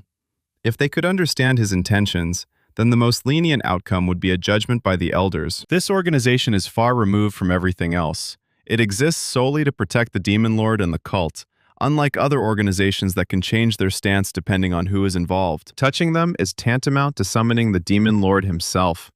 That's why no one pays attention to them, because they're untouchable. No, he wasn't paying attention. That was his mistake. The healer replied that he wasn't sure he understood. Syrian, that son of a bitch, is still alive. He was exiled to a lonely bamboo grove over 8 months ago. He'd heard they'd sent someone experienced and talented to accompany him. If he encountered them first, he'd surely be able to kill Syrian. No, even if that were true, it's impossible. Even the elder masters must be on guard in this place. Before he went to the lonely bamboo grove, his body was in good shape, but it still resembled that of an ordinary person who had not mastered martial arts. What kind of magic did he use to survive with such a body for 8 months in a lonely bamboo grove? The 4th young lord ordered the healer to gather his men and prepare sufficient weapons. Neither the chi-blocking poison nor the demonic forest could kill this bastard. Today is the last day Master expects anything to happen. The doctor asked if he would participate personally. Personally? Of course not. He doesn't think this battle should turn into a fight. There are those who will dance to his tune. So the people he ordered assembled are those who harbored a desire for revenge against Syrian, even before the chi was blocked. They will only take up swords. It's not up to them to decide whether they'll seek out Sarion with the weapon they've acquired. Isn't that how the master treats them? Leave them to do whatever they want and throw them into a living hell. He thinks it's genius. Young master, what do you mean he wants to go to the heart right now? He told him they didn't have much time left. He just let him stay here. Why don't you just calm down for starters? You don't even know what kind of creatures live there. Would it make any difference if I did? Whatever danger lurked there, it wouldn't change the fact that they had little time, and he had no intention of giving up the spiritual bamboo. If he returns to the cult at this rate, who knows what the 4th master will do with him? Dungpil said he'll ask the master who lives there and how to prepare for their encounter. The young master repeated that it made no difference whether they knew it or not. Why did he think the Demon Lord sent high-ranking representatives to collect spiritual bamboo? If he could have prepared, he would have sent any demonic person. The reason he doesn't is because it makes sense to send someone with the same power as them. And that's another reason not to go there. You've become incredibly strong, young master, but you're still nowhere near elder level. No, Dongpil is right. He's no match for the 9 great demon elders, the most powerful in the cult. But he has a talent they lack, the art of the dark shadow and the ghost of the dark god, as well as the hidden technique of the king of assassins, John Hajin. When he was an assassin during the war, he could not give up the technique of stealth. He hadn't had a single opportunity to use this technique in the grove in the last 8 months. After all, for him, this is a training ground, not a battlefield. But the heart of the lonely bamboo grove is full of secrets. This is no longer a training ring, a struggle between life and death, a place where he must achieve his goal by doing whatever it takes. But because he has transformed the dark shadows of Qi into demonic art, he cannot use the dark god's specter, no matter how much he wants to. That's why he needed herbs to remove the opacity. He needed to somehow suppress the demonic energy to activate the dark god's phantom. After he takes these herbs, he'll have half an hour. Judging by the size of the lonely bamboo grove, 30 minutes will be more than enough to reach her heart. He ordered the man to wait here and said he would return soon. No, young master, Dongpil said. He would not allow him. The young master told Dongpil to retreat. That was an order. The man replied that he couldn't carry out such an order. If he wanted to go himself, he'd have to kill him first. The master said he could take him to the entrance to the heart, but he wouldn't let him go any further. The guy told Dongpil to wait. This is where he last hunted Lush. He thinks it's the entrance to the heart. What a smell. He told the young master that something smelled there, like something was rotting. Let him just take a look at it. There are monster corpses there. They all died after the blood vomit. There are a lot of them. He thinks there are a couple of creatures there that they haven't seen before. Isn't that a leopard? It looks like a menji. This animal occupies a leading position in the hierarchy of the lonely bamboo grove. He's heard that they don't leave the heart of the grove unless absolutely necessary, so that's cause for concern. They're second in spiritual Qi mastery in this place. Even the elders haven't seen this monster. Who would have thought they'd encounter one like this? Second? Then who's first? She must be tired, that creature over there. They call it the split snake. Is this a snake with two tails? Yes. Even though he's seeing it for the first time, there's no doubt about it. The most powerful monster in a lonely bamboo grove? A trifle? As far as anyone knows, yes. But she doesn't look all that strong. She doesn't even seem venomous. And even though this snake is the strongest, she will eventually become another corpse, like me and the others. But these freaks? Their condition is too strange. Looking at the pile of corpses of these monsters, it seems as if something struck them. But there are no wounds on the carcasses. And the spiritual bamboo growing in the heart of the grove should have flourished and thickened. But it has dried up and is dying. Who could do something like that? It's like they sucked the life out of everything in the area. A fresh breeze, young sir. What are you looking at? What came over him? It's just a breeze. What is this strange feeling? It's blowing straight from there. From the heart of a lonely bamboo grove. The young master turned to Dongpil and said he would leave here alone. He was to wait here, not follow him, no matter what happened. Why did he come to him again?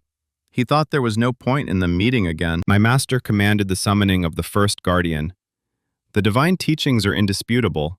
All demons fell at his feet. The first guardian of the cult has arrived as requested. The master asked the first guard, when he was practicing in seclusion, whether there were guards who went into the very heart of the lonely bamboo grove. The security guard said nothing of the sort had happened. If such a high-profile incident had occurred, he would have reported it immediately. So he said that the third head came with the third. His master heard that he was quite a good child. Yes, he's young, but he's already one of the top 10 masters on the Council of Elders. He has talent, experience, and he's quite simple, so he thought he'd be perfect to serve the third young master. Really? Even if the third head manages to realize its potential, there's still a limit to its growth. What day is it today? He replied that it was the day before the full moon. So that's why he decided to show up? Thirdly, is he so blinded by greed that he is willing to walk straight to his death? Or maybe, by pure chance, he will come down from the mountain? What the hell? And what is this terrible Qi wind? It grows stronger with every step towards his heart. Damn, at this rate, he'd have trouble even walking upright. It was incredible. He'd never felt this kind of Qi before. Wait, it wasn't that long ago that he felt something like this. Yes, that's right.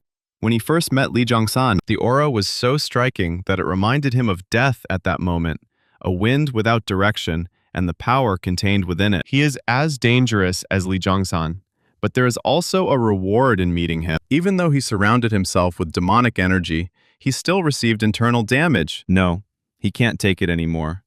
How powerful is the creature inside that he can't even control his own demonic energy? He thought there was nothing else to do.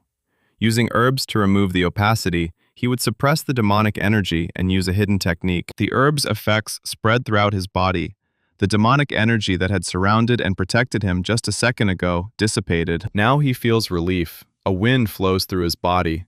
This is the ghost of the dark god of the dark shadow art, a hidden technique used by the world's greatest king, John Hajin, at the height of his fame. Has something happened? The wind and demonic energy are weakening. He told the young master that he had disappeared. Excellent, no more pressure. If this continues, he'll reach the heart of the grove before the herb's effect wears off. Lonely bamboo grove. Let her show him what she hides in her heart. He tripped over a stone and fell. Damn, this shouldn't have happened. He couldn't trip over a rock while using Dark God Phantom. What the hell? Who the hell is this sly bastard? It was the little fox. Wait, Dalpin said the deeper he goes into the lonely bamboo grove, the more powerful the creatures he encounters. So this little guy is considered the fiercest in the entire grove? Given the circumstances of his current location, it's not worth judging by appearances. We must remain vigilant. But he's so cute, I want to pet him. She almost fell for it. He almost caught him, like a nine-tailed fox. They need to get ready and move on. When he comes back, he'll try to wake him up. What? A dead end? It's smaller than he thought. Or is he lost? He got to the end so quickly? A bit disappointing. So this is it, the spiritual bamboo he was looking for. And he found it so easily? His spiritual chi. Incredible. Yes, he can sense it. It's most intense here. The strongest spiritual bamboo in the entire lonely bamboo grove grows here. If he could refine even 3 parts now, he'd become the strongest profound energy master. No, not 3, damn it. He can't be that greedy. His body isn't strong enough to accept that much chi. That's right, he's achieved his goal, so he'll accept 1. More would just be greed. It was a shame. But when he looked to the side, he saw a bamboo shoot.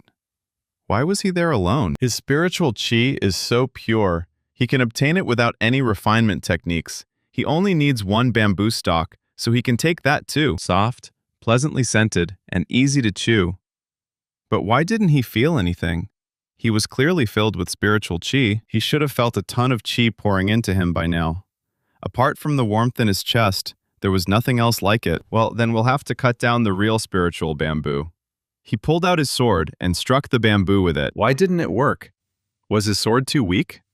Surely the spiritual bamboo here is completely different, right? He's furious with ordinary bamboo. He'll cut it down no matter the cost. That's what he's here for. Let the blade follow the mind's will, and let its aura move like the body. Here it is, the blade of the moon. That's all. And he's strong enough to use it as a weapon. Very strong. How much spiritual chi is contained in such bamboo that it becomes as hard as steel? The more he learned about this place, the more amazing it seemed.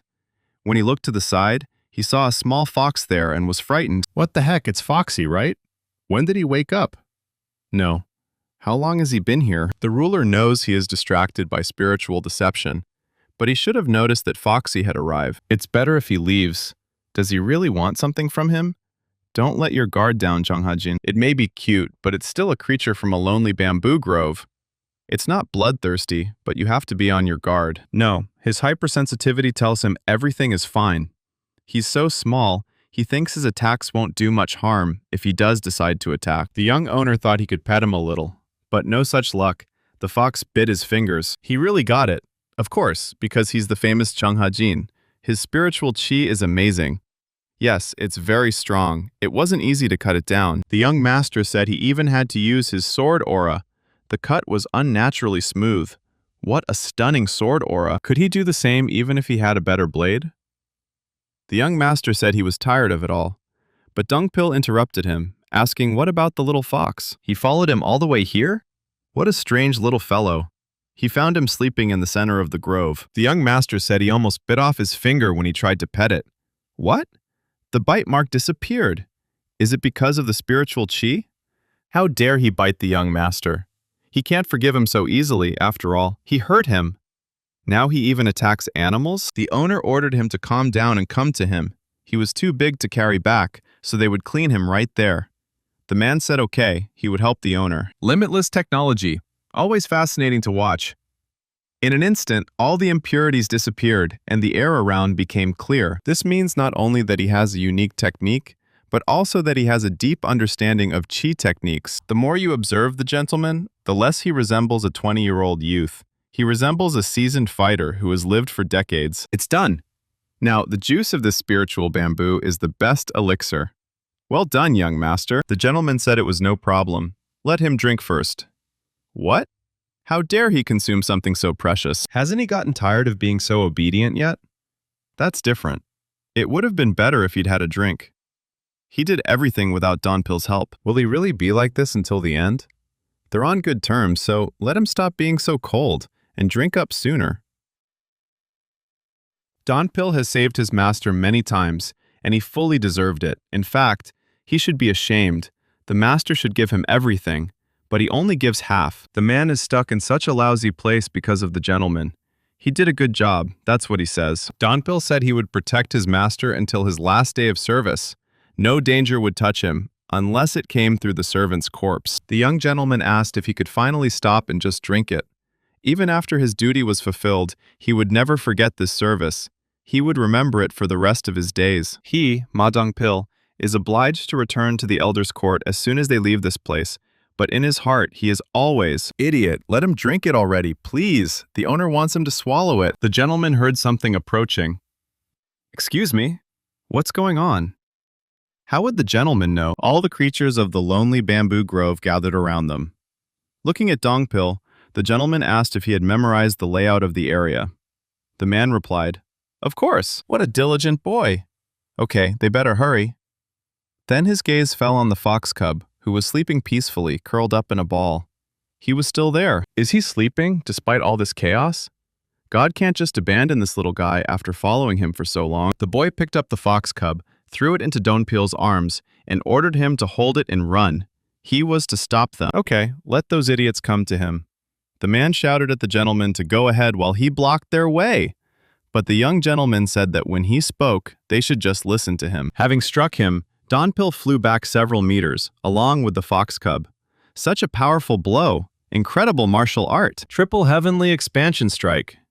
His ultimate technique, the King of Assassins, which had to be hidden during his demonic arts training. Nowadays, no one can stop themselves from using martial arts like his for training purposes. The jackal?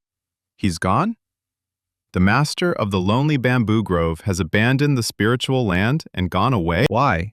He doesn't understand. Third? Now it's clear. The gentleman believes that this was the reason. He changed after the chi blockage. More accurately, it was as if he became a completely different person. His essence, which the Lord saw in the pavilion of demonic justice, was death. Thirdly, was he in the afterlife? The man was glad he'd invited him to the pavilion of demonic justice. A cheetah appeared before the third young master's eyes. He's quite large. Is he the grove's leader? They attack when they greet him? Hurry! The Lord really doesn't like this damn forest anymore. Here he comes. Well then, let them jump in delight. He'll take his head off. When combining demonic arts, a leg technique such as the ascending jump can also be used as an excellent attack. But what the hell? The master was a little disappointed. He thought he was one of the strongest in the lonely bamboo grove. Let them stop pretending and let him go. The owner doesn't have time to deal with him. He can't believe he's getting faster. Are these overgrown kids tired of living and want to die? This attack was insanely powerful. If he took another attack like that, he would be sent straight to King Yan's afterlife. The Lord said he tried every living thing here once, but they think he won't do the same to them? The power of his demonic arts felt different. This was due to the spiritual bamboo. The spiritual chi he received from it had not yet fully transformed into demonic energy. Spiritual chi diminishes the strength of demonic energy, and thus weakens his demonic arts. On top of that, these monsters keep coming. He has no more herbs left to remove the clouding, so he can't use the stealth technique. Damn, there are a few more behind him. They seem to attack instinctively, without provocation, but they're not as strong as the Supreme Masters. If he stays on for too long, he'll die. They won't even let him think. Damn it. He can't keep hitting these things until they shut down. If he keeps hitting them one by one, it will take forever. There are more of them. Then he has no choice. Fighting them one by one is pointless. He must destroy them all at once to escape. If his demonic arts are weakened, all he needs to do is increase his demonic energy. He'll kill them all with a blast of rock. The shockwave from his blow sent all the creatures flying. Donpil finally emerged from the bamboo grove with the fox cub in his arms. Looking around, he felt as if the forest had just trembled. Is it possible that the young gentleman did this? What's going on there? How is he doing there alone? He didn't understand where the exit was?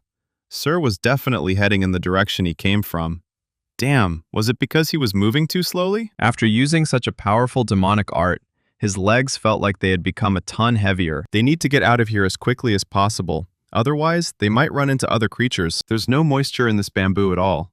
All the plants here are like this. What's wrong with them? It was exactly the same at the entrance to the depths of the lonely bamboo grove. There lay a pile of the monster's corpses. But hadn't he come from there? Looking around, the Lord noticed a snake that had broken away, the same one he had seen earlier. He'll break his arms. His sword will rust. It's a good weapon. How did he do it? The wean snake is known to cause drought. Could all this bamboo and sap be due to it? Who said wean snakes are stronger than Menji? He's a dirty worm. He better get away from him. The owner couldn't push him away because his hands were tied. Then, at some point, the snake's head was pierced by a sword. It was his protector, Donpil, who ran to his aid. The man is glad the Lord wasn't seriously wounded. Can he stand up? Does he think the Lord is okay? And his sword scared the Lord to death. Idiot. The guy told him to get out of there. How could a keeper abandon his master? He said he'd watch him until he got out of there. That noise?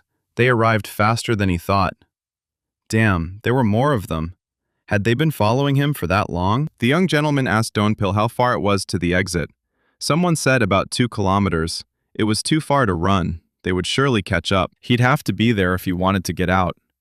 This time, he said he'd stay and hold them off until the young master left. The guy told Donpil to stop talking nonsense and that they would leave together. Even if one of them stayed behind to buy time, there were still too many of them. There was no way to escape their tail. There's only one way. They kill them all here, or they die. There's no other choice.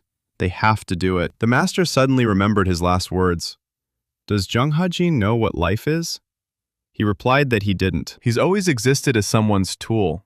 That's why he wants to live so much. He will become so strong that no one will dare touch him. This time, he will live freely. Scratch him in the same place as last time? Rude bastards. He needs one more hit to regain consciousness, right? He won't die in a place like this. Rock blast! As he approached the young master, the guardian asked him if he was all right. He replied that he couldn't even stand properly. Could the guardian carry him on his back? He told the young master it would be difficult. This time, he would definitely be the bait. He needed to leave quickly. Damn! Mister got a second chance after that horrible death. He can't let himself die like that. Young master, there is no time. He needs to run to where the keeper came from. And then, out of nowhere, that same fox appeared next to them. It was clear from the animals that they were all scared. Why was he here again? Lightning shot from the fox's eyes straight into the sky, followed by a huge explosion. When the young gentleman woke up, he didn't understand what had happened. Had he really died again? No, it hurts. Which means he's alive. Did he do something? What is it? Hey, get away from him! What, is he going to eat me? Let Donpil do something, Protector. Get up and help him finally. The capital of the Heavenly Demon Divine Cult. Greetings, Demon Lord. Long live the Heavenly Demon Divine Cult. They are moved to tears by the blessing of the sacred god. So, the expected expenditure for the upcoming Mara festival is 57,000 yans. This is 12,000 yans more than last year. There are special forces on duty now, so there should be far fewer visitors. Despite this, the man wonders how the expenses have risen so much.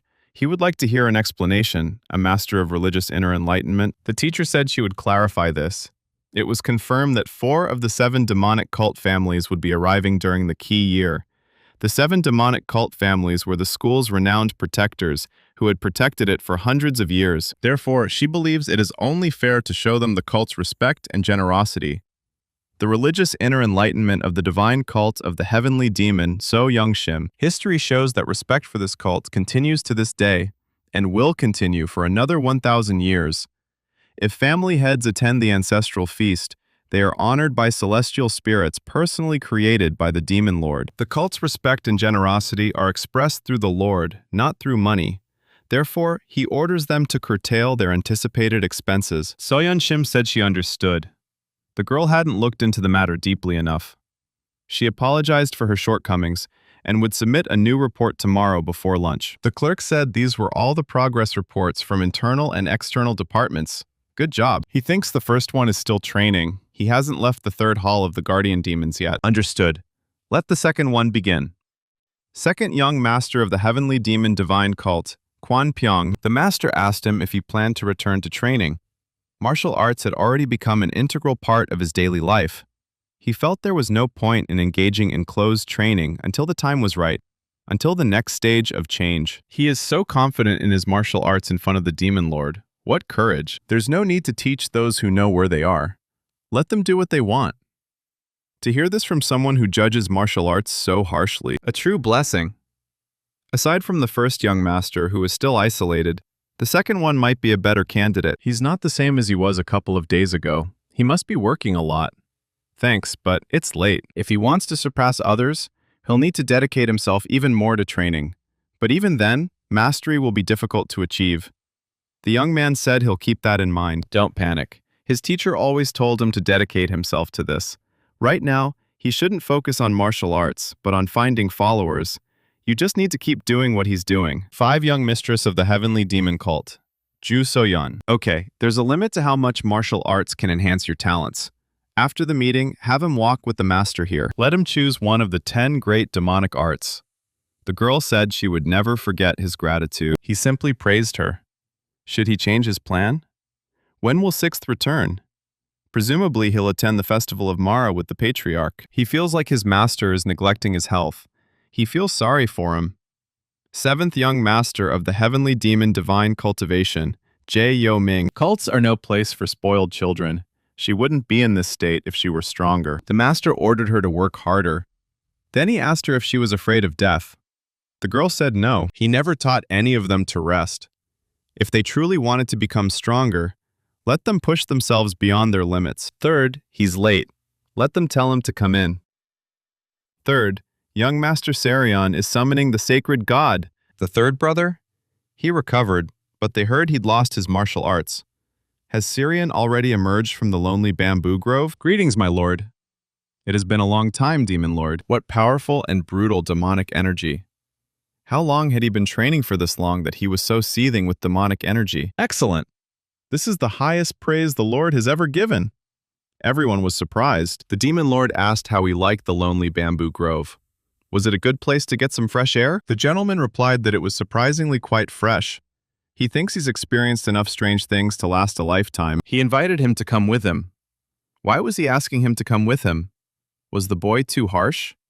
He hadn't gone into that grove and hadn't returned as he'd ordered. The Lord ordered the first guard to take care of the others. He replied that he would obey. The meeting is adjourned. Everyone is dismissed. He's not going to send him to an even worse place if he survived in a lonely bamboo grove, is he? It must be hard for her. He'll have to recalculate the expenses. No, it's okay. It will be hard for them too. This is what needs to be done. By the way, the general strategist wasn't at the meeting today. Did she happen to know why?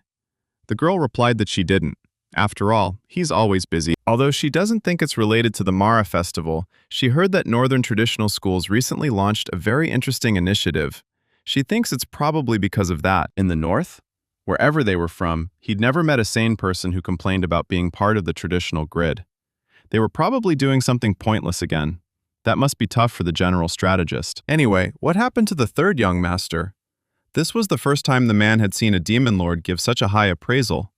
The elder had heard that he had experienced a chi blockage, but he couldn't say anything had happened to him at all. Sarion had just returned alive, but he had also attracted everyone's attention. What did the overlord see in this bastard? He should have killed him when he was weakened by the chi blockage. Another gazebo? Such a cozy garden. Doesn't fit in with a demonic cult at all. The Lord commanded him to sit down. He survived 8 months in that hellish, lonely bamboo grove. Let him not be afraid. He did as he was told, so he did absolutely nothing wrong. Handing him a cup, the Lord poured him some alcohol.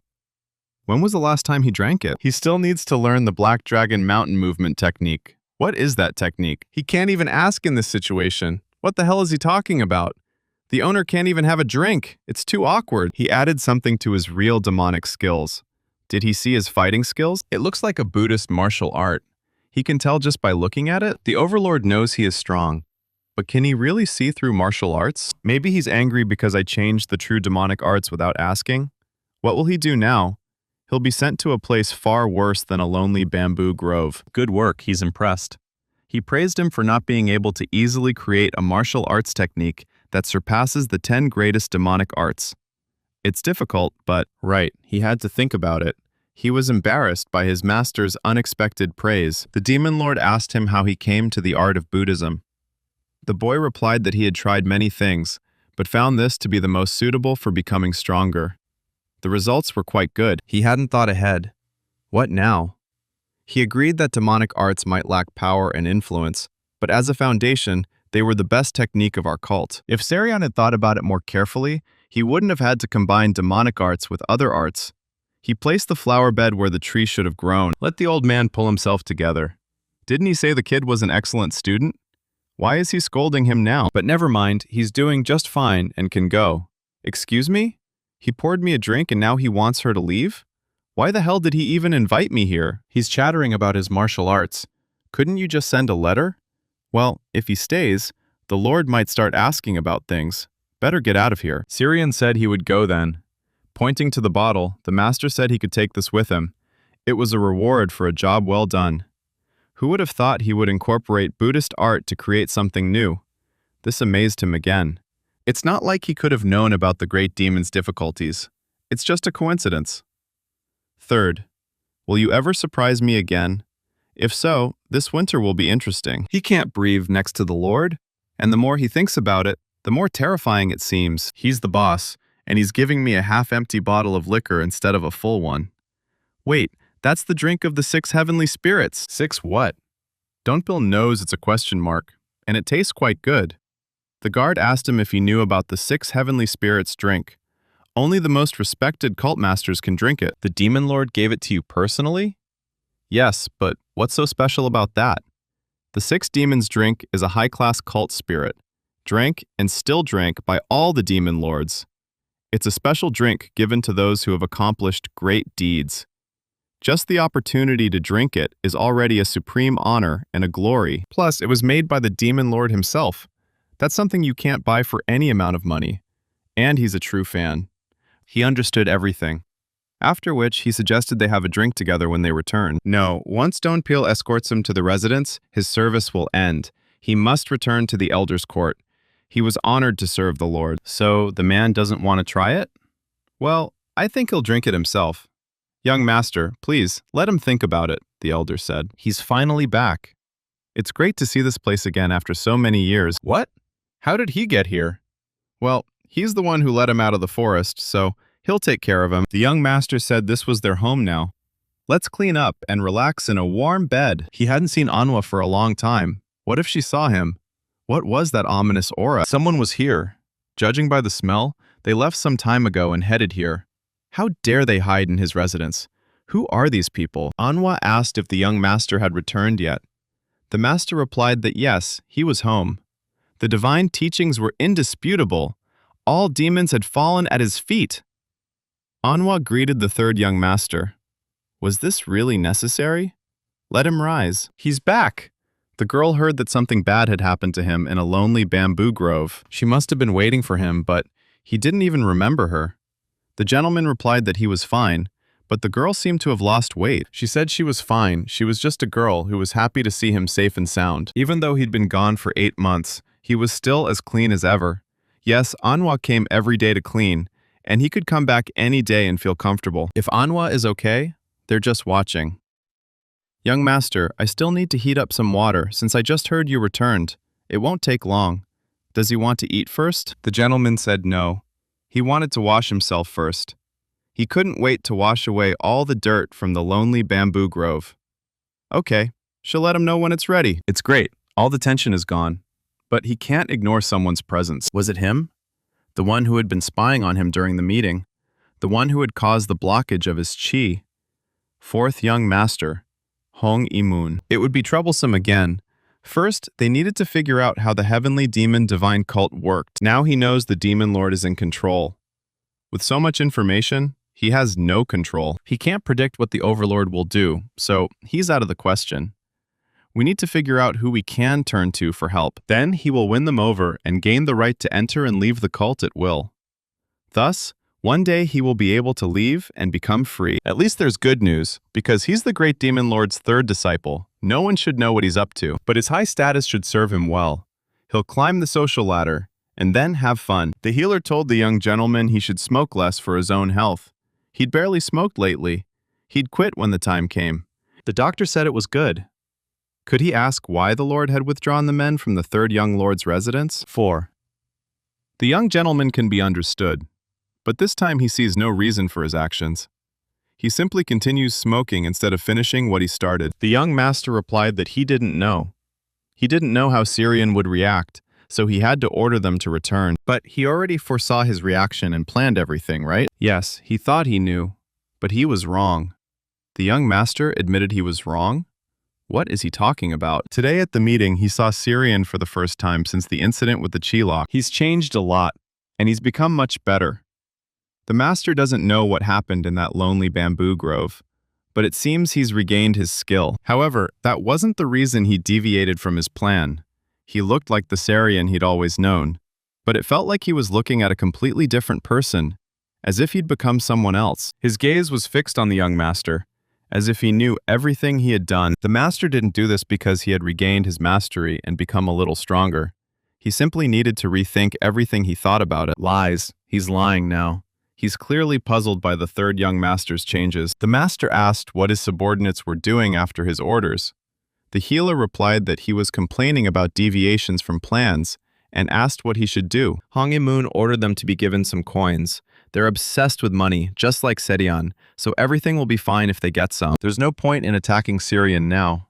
What should he do then? Donpil, why so late? He thought he was going to die of hunger.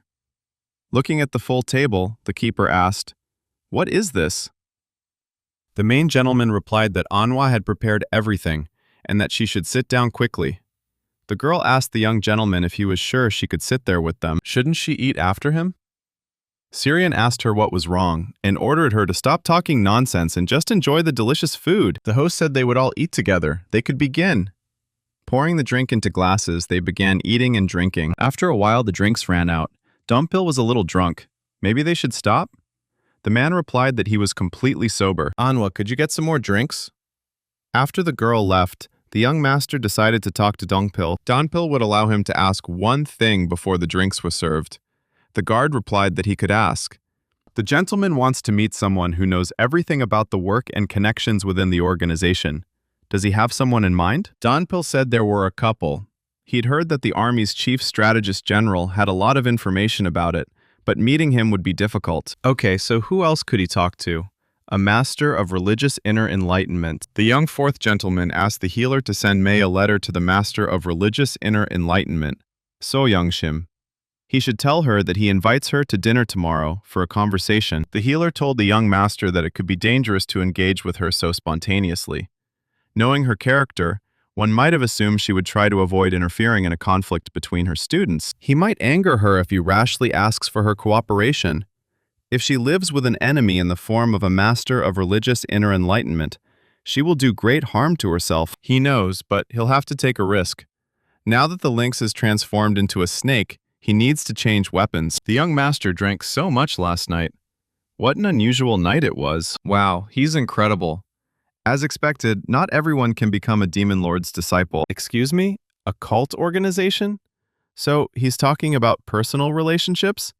General Strategist is an expert in that.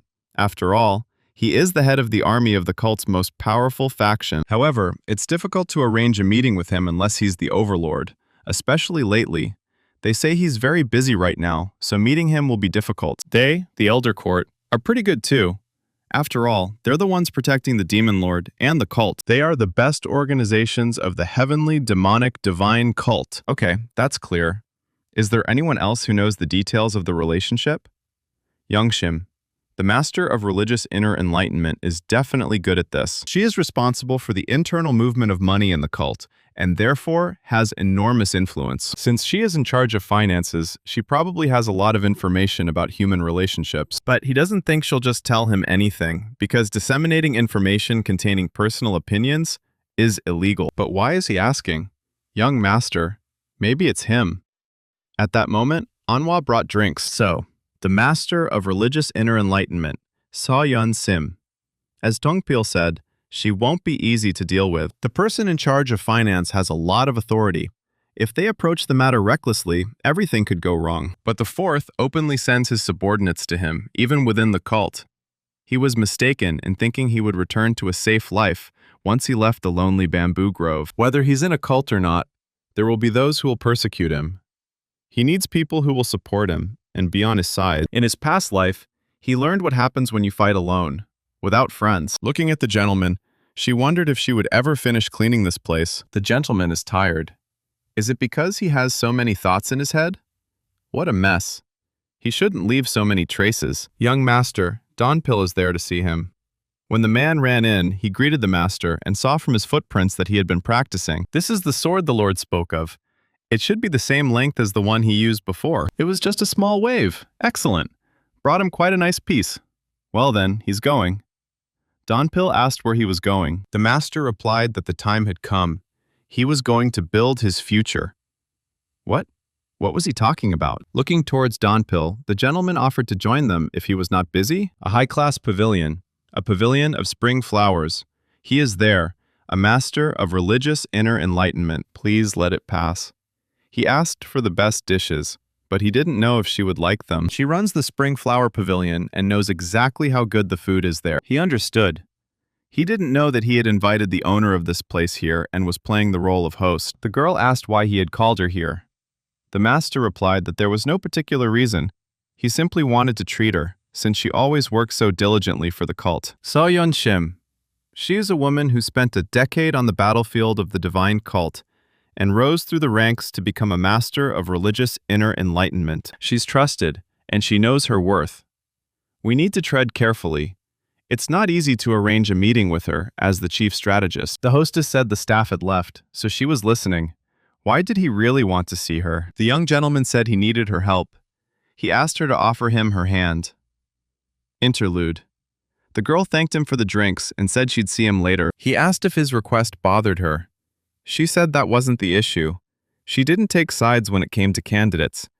But why did she say that? She doesn't know about other organizations, but she can't take such action. Her department manages the internal affairs of the entire cult. If they don't remain neutral, the cult will be shaken. Although she is a master of the Department of Inner Enlightenment, it is just one of many cult organizations. What an arrogant statement, right in front of the heir. She thinks he knows this. Very unexpected. The master said he seemed to be mistaken. He was only asking her to turn to him, not to join him. The girl replied that she didn't think there was much of a difference. However, there was one. As she said, he knew how important the Office of Internal Education was. Then he should also know that they wouldn't support either candidate. However, this was not part of the cult's laws, and she replied that it didn't matter. It was her expression of devotion. He assumes she'll change her mind. After thanking him for the treat, the girl bids him farewell. He heard she needed a green turtle clover, a very rare plant. You won't find a single one even in Yunnan, where most of the cult herbs grow. One or two can even be found near the eastern seas. The young gentleman said he would give her the clover. He didn't really need it. Turning to him, she asked how he knew. Does it really matter? For her, yes. Please let him answer her question. It really does matter. So should she give him something in return? He doesn't make deals where he loses something. Soyeon Sim said it sounded like a threat. How could he threaten her, the master of the Department of Inner Enlightenment?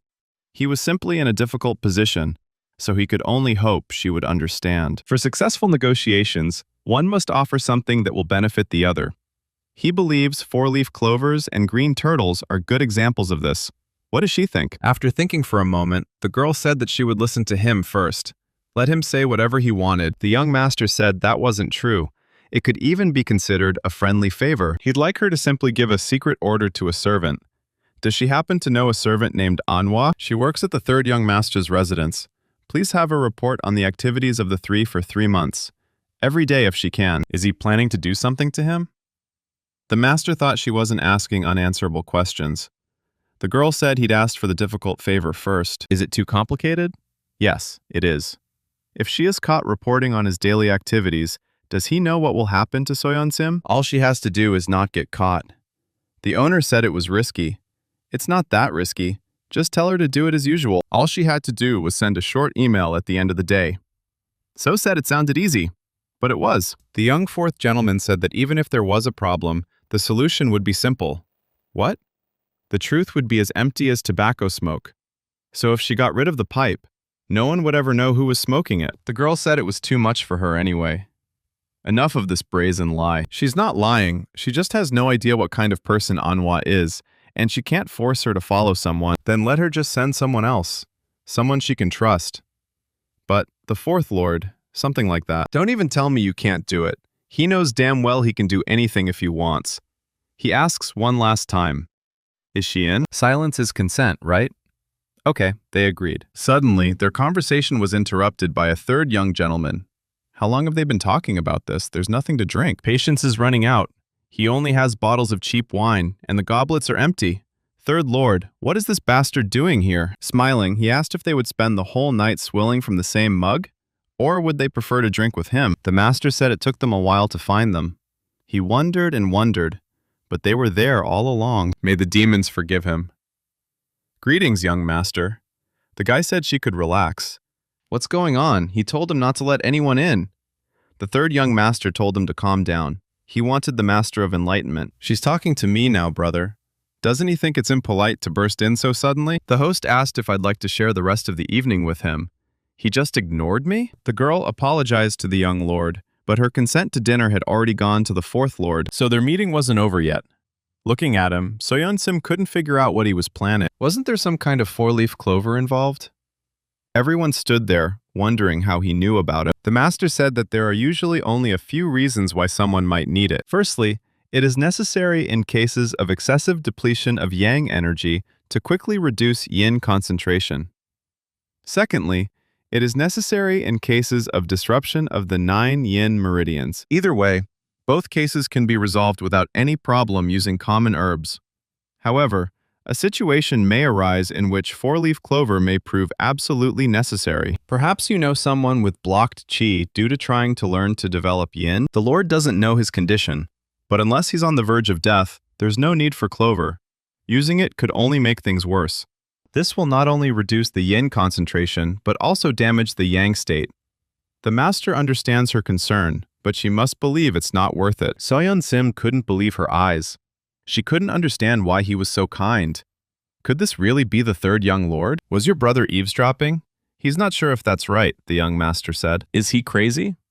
Sarian replied that he was just standing there and suddenly heard about the clover. Do they think this behavior is appropriate for the third young lord of the demonic cult? He's not the type to talk about inappropriate behavior. Killing your brothers and sisters to gain sovereignty. Is that inappropriate behavior? The fourth gentleman asked what was the matter. The brother replied that he was asking as if he didn't know. If he really doesn't understand, then he's an idiot who doesn't know what he's doing. Don't make a fool of yourself. It looks stupid. He may understand, but don't they think they treat younger children that way? She wasn't even 10. Him? The seventh princess seemed rather upset at the meeting. Was the fourth lord really involved? The guy said he wouldn't tolerate any more slander, even from his own brother. That's a nice word from the man who's trying to kill him. He'll do it. Did you think everyone would keep quiet after what happened? Well, there's no point in demagoguery without evidence. He's simply expressing his dissatisfaction, said the third gentleman. So what will he do, Master of Enlightenment? He thinks the treaty no longer makes sense? Will you stay here? The girl asked what other ways there are to improve the condition of a person with blocked qi.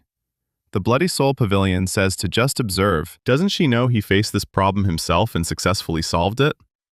Despite some idiot's attempts to kill him, the fourth master shouted at the Master of Enlightenment not to listen to him. She thought that if the deal was the same, there was no point in making it with an unpleasant person. Thanking him for the invitation and saying she would pay for herself, she turned and left. Master of Enlightenment! The third gentleman said he had to go too. When he caught up with Soyeon-sim, he asked her if she minded if he only took the cheap wine. She replied, of course not. As long as there was something to drink, everything was fine. The fourth lord asked Shin Hui how long the third lord had been eavesdropping. The healer replied that he appeared so suddenly that they could not stop him. Things didn't go according to plan, said the fourth gentleman. They had no choice but to do it themselves. He didn't want to be personally involved, but Sarian had started the war, so he would have to pay the price. Don't think of this as some kind of noble gesture. He's simply explaining the treatment methods to her. It will take about 3 days, no more. It will be difficult to notice any changes at first. I can't say for sure as I haven't personally seen the patient's condition, but slowly, step by step, he will return to normal in about 6 months. What does this mean? As he said earlier, everything depends on the patient's mental state. If their body is strong enough, they will return to normal within 5 to 6 months. 5 to 6? Not fast, but the Bloody Soul Pavilion couldn't offer any methods at all. If that's true, there's no doubt about it. She'll be honest with him. What does he want from her in return? Finally finished, and Manhwa had done a good job today. When she heard a knock on the door, she thought it was the master. When she opened it, she saw the healer, who told her not to open the door to anyone, otherwise there was a risk of trouble. Manhwa, don't let him get so nervous. He only brought you here to ask for one small favor. Here, let him raise his head. He wants to show her something. Does he know what it is? This is a so-called slow-moving, acrid, poisonous insect. It is a pest that chooses the human body as its host. It begins to act 2 days after entering the human body. It then penetrates the host's internal organs and consumes everything in its path, causing the host to die in agony. However, if you take an antidote before the insect has a chance to take effect, there will be no problems. He asked why he was telling her all this. So, in exchange for the antidote, she would come every day and report on the third young lord's activities, and she'll do it without anyone knowing. Manhwa understands this is very serious. He told her that she didn't need to be afraid.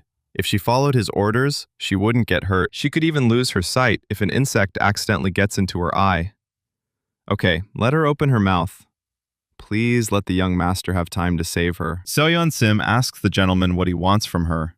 She knows he came to see her. His knowledge had saved one of her people, and, as a token of gratitude, she would do so if it was within her power. Even when he lived under the name of the murderer Chun Ha-jin, he saved lives. It was when he was killing the political enemy of the Righteous Heaven Alliance leader. Squad leader! The man said they found 2 girls who are still alive. It looks like they're the dead men's subordinates. Did they really think they wouldn't be discovered if they hid? Rats. Luckily, their names aren't on the hit list. They're worth good money. They should be grateful they weren't killed. Just let them shut up. Otherwise, it will get worse. The man said he'd make her very obedient. Enough. Their mission is over. Let them let the children go. They're coming back. Let them stop doing unnecessary things. Unnecessary? What is he talking about? Does he even know how much money they'll get from selling them? Maybe his mission is over because he killed the ones who needed to be killed. But what will they get for it? Just let him stay out of it, Jung Ha-jin. If he doesn't want to get involved, they have something else. He killed his best friend's wife and kids without blinking an eye. And now he's suddenly being nice? It doesn't suit him. Let him go! There's a village about 10 kilometers east of here. He doesn't even know when he'll change his mind, so make him hurry up and get out of sight. What? He killed his family so brutally, and now he's pretending to be kind? Let him just kill them too. Did he really think they'd be grateful if he saved them? He knew it was hypocritical to kill their family in front of them and then play the role of savior. Chun Ha-jin. He'll curse him even in the afterlife. Let him go to hell. He wasn't sad because he'd been insulted after saving them. It simply seemed to him that this was all his life should be. This life he was leading, he already felt like hell. That's why he was sad. He really wanted something, but after thinking about it, he decided not to do it. So he wants to get something from her in exchange for knowledge, but instead he gives it away? Yes. So he's giving her this precious knowledge for free? Why is he doing her such a huge favor? The young master said it was a bit difficult to explain, but a person experiencing a chi blockage, she must have been trying to get the green turtle with the 4-leaf clover because it was someone important to her, right? If it was someone who had hurt him or was some kind of piece of shit, he would demand payment. However, if it was someone like her found valuable, he wouldn't consider them a bad person. What was he talking about? Knowing this, he's reluctant to make a deal that involves someone's life. If he can save a life without asking for any payment, would it be too cruel for him to demand payment? He said he hoped for the patient's speedy recovery. What was that? Wasn't the third young lord the worst person in the world? It felt like she was talking to a soft-hearted rookie merchant, not the ruthless third young lord of the divine cult. She asks the young gentleman if he's serious. The girl genuinely doesn't understand why he decided to do her such a favor. Besides, he doesn't even know the man. In this world, people can kill people they've never met. So what's wrong with saving someone they've never met? And after drinking with her, he felt better. What does he even mean? He didn't think she'd meet a 4th young lord. It would be nice to get revenge on the one who sharpened his blade behind his back. It's a given that candidates and successors will fight and betray each other. But even if someone has such thoughts, no one will say so openly. If anything else, what does he want? Otherwise, He's flaunting all sorts of flaws in front of her. Cold, cruel, unforgiving. The third young lord, who never settled for anything less than first place. What had changed him so much? Chi Castle? Or the secluded bamboo grove? Whatever it was, this new third young lord was a stranger to her. If she truly wants to give something in return, please serve light meals at the restaurant more often. Isn't food management also the responsibility of the Center for Inner Education? The food is good, but too spicy. Let him consider dishes with more delicate flavors. Young lord, just what you need. Perhaps information on other young lords and ladies? Wow, she's good. As expected from the main center of inner enlightenment, he wants to know the information and relationships of all cult members. Thanks to him, the girl had a good time today. She received a lot of help from him. After bidding the girls goodnight, they left. Turning to the center master, the girl asked if the information she had given him fell into the wrong hands, they could be in danger. The center's master said there was no need to be afraid. She knew it and had received something far more valuable from him. She should at least risk that. What did Donpil think about having a third round of drinks, just the two of them? The man told the young gentleman it was too late. Never mind, the gentleman said he knew, and that's why he wanted a drink. She thought she knew everything about the cult's main figures, but she had just met someone who shattered that belief. Third young lord. What will he do next? The master ordered the girl to report to her if there was any news of him. When will he finish reading all this?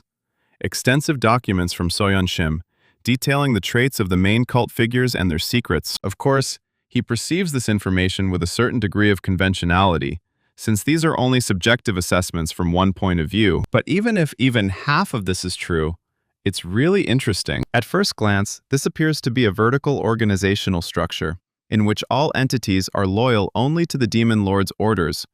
However, according to Soyeon Shim's research, this is not the case. He recorded all the veiled squabbles in the struggle for expanding influence, all the alliances, betrayals, and grievances. They, the disciples, are no exception to this struggle, although they claim to be independent of the divine cult system of power. People certainly live difficult lives. The leader of a squad of demon berserkers? This guy sounds interesting. He'll read more carefully from now on. Young master, are you ready to eat? Is it time yet? The guy said the food tastes different from usual, a little bland. Yes, they've been buying milder tasting ingredients lately. Isn't that what he asked for? She's one of those people who remembers even the littlest details. She has a funny hair shape. The girl stood over Mr. Fox and urged him to try the food. Mr. Fox? Is that what she calls him? She said yes. That's because she doesn't think he has a name. The young gentleman replied that it was true. They had been together for quite some time, but he told me his name. The master asked Manhwa how. The girl was surprised. She was allowed to express her opinion. Why not? So, since Mr. Alice has big ears, how about bigger ears? Or, since he has a big fluffy tail, how about a bigger tail? She said both names were very cute. It doesn't matter. He'll name it himself because he's a golden fox. Goldie! But young master, how is this any different from the names I suggested? No, Anwa. The name she came up with is just plain bad. But Goldie, it just rolls off the tongue. The third lord said he was a genius at coming up with names, and he might not be back tonight, so let them dine without him. The guy asked her not to skip dinner and to make sure to eat. Anwa said, okay, then they'll see each other later. The young master's martial arts are somehow unique. He quickly changes strategy and thinks outside the box. Perhaps that's why he's been able to grow so quickly. Can he match that? It was astonishing. Ah, second court leader, the red glow of the guardian sun demon sword. To think he could destroy a boulder from such a distance using just this basic technique. Second court leader Gui Yang. Donpil said he was still short. He seemed to have grown a lot while working for the third young master. Yes, he had taught him a lot. The second leader said that while watching him train, he forgot he had anything to say to this man. The third young master entered the guard courtyard. He looked for him, but the man told him that Donpipe was training. He left immediately. Moreover, he said that today he would attend the gathering of the Berserker Demon Squad. He told him to come over if he was interested. The man immediately jumped up from his seat and asked Donpil to wait. Young master! He shouldn't get involved with a squad of demonic berserkers. They're all crazy. A squad of demonic berserkers. A squad whose name speaks for all the maddened demons that make up its ranks. They follow a fighting style that knows no mercy, compromise, or argument. The most fearsome unit of the divine cult, they are known for never stopping until their enemy is torn to shreds. Furthermore, They make no distinction between friend and foe. How long has it been since they saw each other? Why did they decide to get drunk? They're there. The man kicked the door open and stepped inside. What the hell is this? Is there anyone there? Why is it so empty? They haven't opened yet, asked the second commander of the Berserker Demon Squad, Chang Wang. He glanced at the table and saw the director sitting there. Didn't he hear him? Was he a high-ranking figure in the cult? He thought he could say that. Doesn't he know that they rented the entire premises today? Was it a rental property, or did the landlord kick everyone out because he got scared? Is there any official notice that they rented the place out today? Calling him a bastard, the man raised his fist to hit him. Back, she's there. The youngest and most brutal of the divine cult leaders. Commander of the Demon Berserker Squad, Yu Hongryong. Squad leader? The girl asked, stopping his reckless behavior and stepping back. Turning to the gentleman, she asked if he even knew who they were. He replied that it would be more difficult for him not to know who they were. The young master said they were all a bunch of madmen with no manners. Do they want to die? He doesn't look like a man of ordinary status, and he doesn't look like a man who would recklessly start fights. This is ridiculous. You're the one picking a fight with me. Sit down if you have something to say. Yu Hong asked why she should listen to him. Well, because when he looked down at her, his neck hurt. Wow, her demonic energy is pretty good. Seeing them talking, the establishment ran up to the squad leader and said they couldn't do that to him. Ask him what he just said. Let him give him 30 reasons why he should touch him. Then he'll let him live. The man said that he was the third young master of divine cultivating. He asked the host when the food would be ready. They would fill their bellies tonight. Just don't forget to bring the drinks. Why is the third young lord here? He thought he was suffering from a chi blockage. Indeed, that's the state he was in before they left. This must mean he's still weak. They'll take action as soon as this bastard starts getting on the squad leader's nerves. But he's the third young lord, a potential successor. What can he do with a body that's returned from the gates of hell? Even if he's a candidate for succession, he's useless if he's weak. That's where the divine cult lies. If a potential demon lord candidate gets beaten up by a combat squad, he won't even be able to say anything for the sake of his reputation. Isn't that fun? The friend thinks he knew they were going to have dinner there, so she'll just get to the point. What does he want from her? The gentleman is glad she's getting straight to the point. He doesn't like beating around the bush either. They must surrender to the bailiff's court, which is what he gives them. Surrender? The girl doesn't think she understands what he's talking about. Even if they surrender themselves, it will be considered a simple misdemeanor and will result in self-examination or a pay cut. It won't be a big deal. A criminal court won't be able to send them to prison for such a crime. He appeared out of nowhere and now he knows so much about them? The girl repeated, she doesn't know what he's talking about. She hasn't committed any crimes. So how can a berserker demon squad spend over 1,000 yen on troop expenses every month? They're number one in brutality, not strength. Even the first heavenly demon army only uses 800 a month. And these guys spend over 1,000? The Soyeon Sim Center for Inner Education manages the cult's finances, and among the information she provided them were budget documents showing the number of combat units. There was no way a small unit like hers, made up of a bunch of uncontrollable crazy bastards who came and went, could have a bigger budget than the main army of the cult. This must mean they're getting extra money from someone other than the cult's budget. And all this, even though there's only one person capable of such a vile act. The Lord assumes that they just somehow got paid for dinner or something, and if they refuse, he won't pay them much, but in return they must tell him the name of the person who gave them the money. He sees that he wasn't her target from the start. It's a bit irritating that she's being treated like a chess pawn in a power struggle between the young lords. She doesn't know where he got the rumors, but he has no proof. If he came to pressure her, he should at least have provided evidence. So, a crime without evidence isn't a crime. Is this complicating something that doesn't need complicating? Is this your hobby?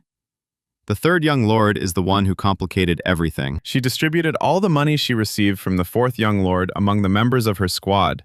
Because of this, the squad's maintenance costs are quite high. Everyone understands that it's wrong to spend money like that, even with a verified budget. Don't all her subordinates support the idea of taking money from unidentified sources if they're investigating their spending? If this happens, the Demon Berserker Squad will either be reorganized or disbanded. Does he really want to see this through? There's no point in stopping. The master advised her to listen to his tone. He said everything would be fine as long as they didn't give up. What? Was she going to draw her sword? The girl said that she couldn't leave cuts on such an important person like him. She says bruises are normal? Great, she's caught. After attacking the gentleman, one of the men said he'd do it first. Did the master put too much force into the blow? That's not what he meant. The girl didn't want any violence today because her squad hadn't thrown a party in a while. But he keeps crossing the line. Fast and spicy. Obviously very good. It's the first dinner of the year. She can't forgive whoever ruined such a joyful day, even if that person is the demon lord's disciple. The young gentleman told her to watch what she said. It wasn't he who ruined the dinner. It was her stupid subordinate and she herself who, because of her pride, does not want to admit her crime. Can he really talk? Then he should have just stayed home and rested if he'd recovered from the chi blockade. Why is he ruining everything here? Does she even know how much time has passed? She clearly needs to pay a lot of attention to what's going on in the cult. She doesn't care that he's the third young master. He'll die. Of course, go ahead. Rushing to the lord, the healer tried to tell him about the third young lord, but the man replied that he knew. The situation didn't look good. The fact that he even went there. He's probably stalking me. The Lord is certain he's trying to drive a wedge between him and the demon squad leader. The healer asked if he should do anything about it. The Lord told him not to worry. The berserker leader of the demon squad wasn't a talker. On the contrary, she'd press even harder if the third young lord hurt her pride. So it's even better that they fight. Be it Syrian or Yu Hongyong. Neither of them will emerge from this battle unscathed. It is said that the commander of the Berserker Demon Squad has mastered the art of the Green Jade Demon. What the hell? They're in the building. He'd heard that if you got angry, you could go blind with rage. The rumors were true. The gentleman said that he was not against fights and all that, but not to touch other people's property. He thinks they can just use the fourth young lord's money as compensation. Shut him up. He thinks that's funny, you piece of shit? Damn, that was a pretty hard blow. She's become even stronger, too strong for him to simply defend himself. The Lord understood why the fourth young lord had given her money, and her fighting ability was worth it. However, she didn't seem like someone who could be swayed by money. The girl said she hadn't had such an exciting fight in a long time, so the gentleman couldn't understand why she accepted his money. Attention, Berserker Demon Squad. Our precious dinner party has been ruined by my personal affairs. He'll take care of it, even if it means being sent to the bailiff's office. So let him enjoy the rest of your dinner party. That's an order. As expected from the divine cult of heavenly demons, it is full of interesting people. What a mentality. Yes, it was them. Was he too naive in his reasoning? He didn't think such a talented man would take dubious money from the fourth young lord. He could forget about manipulating her. Should he just beat her enough to make her listen to him? Goldie, what is he doing here? He told him to stay outside. It could be very dangerous. Is he distracted when he's standing in front of him? The owner really is underestimating her. This is an energy wave. She is going to use the power of the palm again. Stopping the girl, Soryang asked if she could attack a little later. His name was Goldie. He was his cute little furry friend. They'd take him to safety before they continued the fight. Is he making fun of her? No, let him wait, Goldie. Let him get out of there as quickly as possible. She could hurt him. Goldie. Heavenly net of 6 forces. The second technique is hypervision. Okay, he's got it. No time to dodge. He'll block the blow with his body. Have they seen this? This is the power of the demon berserker squad leader, Yu Hongyong. Now that the criminal is dealt with, it's time for a real party. Let them enjoy it. And those scoundrels. He can't forgive her. It seems his family is still in good standing. Someone take the third young master to his residence. Why doesn't the young master go home instead of lying there? Isn't the squad leader being too stern? How will he look in public now? How dare she hurt his friend, sweet little Golden? He better not hurt animals. Already? Dunpil has to get the young master out of there before the fight gets any more brutal. What? How? He took a direct hit from the Green Jade demonic art. How is he still standing? She showed no restraint in her demonic arts. Is the young master all right? He needs to get out of here. The master told Donpil no. Don't let him stop him. He won't leave here until he's destroyed everyone. Donpil asked the girl if she even knew who he was. What difference did it make? Who are you anyway? He, the third young lord of the divine cult. Let him shut up. He has nothing to do with this. Let him go. She clearly didn't expect the gentleman to approach her so quickly. What just happened? She didn't even see him move. She had over 12 years of experience fighting for her life, and she couldn't even react? Did she think she could get out of here alive after raising her hand to Goldie? The girl said she was being polite because he was the third young lord. But does he really want to die? Wait a minute. That's the divine fist of a berserker demon. Does this crazy woman really want to take the young master's life? Approaching the gentleman with a blow, she did not have time to land a single blow before he pushed her away and said that her blows were slow. The girl called him a rat. Who did you call a rat? Who else is a rat here besides you? She could easily defeat someone like him with her divine fist of the furious demon. Someone like him? Her demonic berserk demonic divine fist couldn't break through his demonic energy? He's incredibly strong. Are the demon lord's disciples really that strong? She'd never encountered anyone so powerful in her battles. Was this really the end of her life? Was she going to die after enduring countless dangers because of a fox? Why do these guys look at her with such pity in their eyes? It's humiliating. She looks pathetic because she couldn't do anything? She, the commander of a squad of demon berserkers. So it's her. Yu Hongyong. How strange that someone of the Yu family's bloodline would join their cult.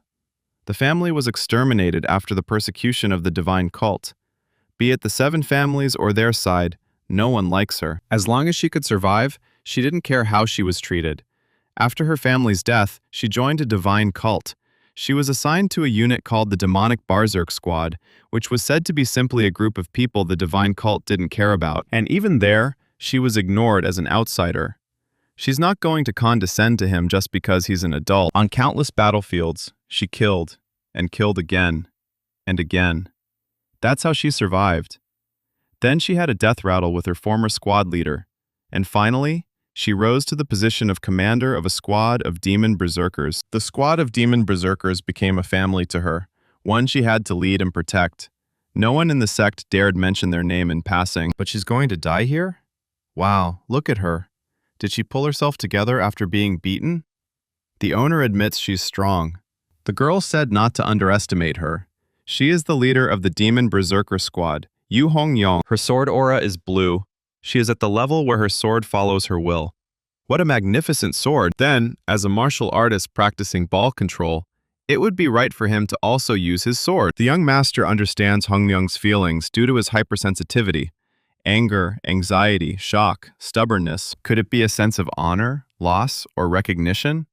Does she realize she's already lost? The man thought she was crazy, but it seemed she still had some sanity left. Then, as the victor, he would teach her a lesson. She doesn't understand what the young master is capable of. Let him watch carefully. A hand like a wall of steel. How did she get through a steel wall? Impressive.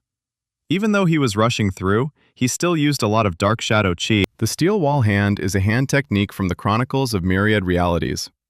This skill is counter to the explosive mountain punch, which increases internal strength. It is a deadly technique that transforms your hand into something resembling steel, capable of destroying anything it touches. She must be much better with a sword than he expected, since she managed to break through the steel wall and wound his arm. The young master shouted at her that it was amazing, but this was her end here. She had used all her strength on that sword aura, and she was already barely able to stand. He said he was giving her a choice.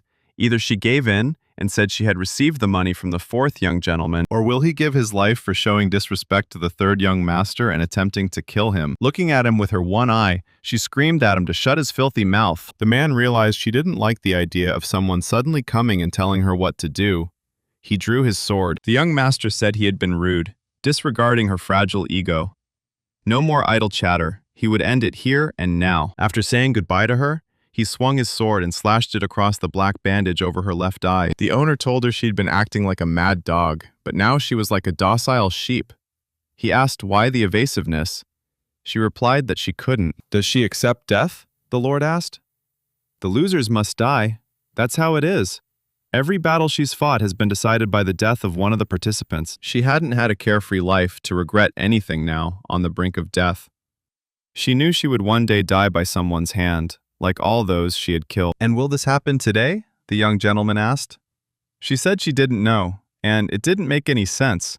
He lightly tickled her face with his fist and said that this was disrespect and other insults. The girl replied that he should not think that she would become his obedient dog just because he spared her. The master hadn't intended it.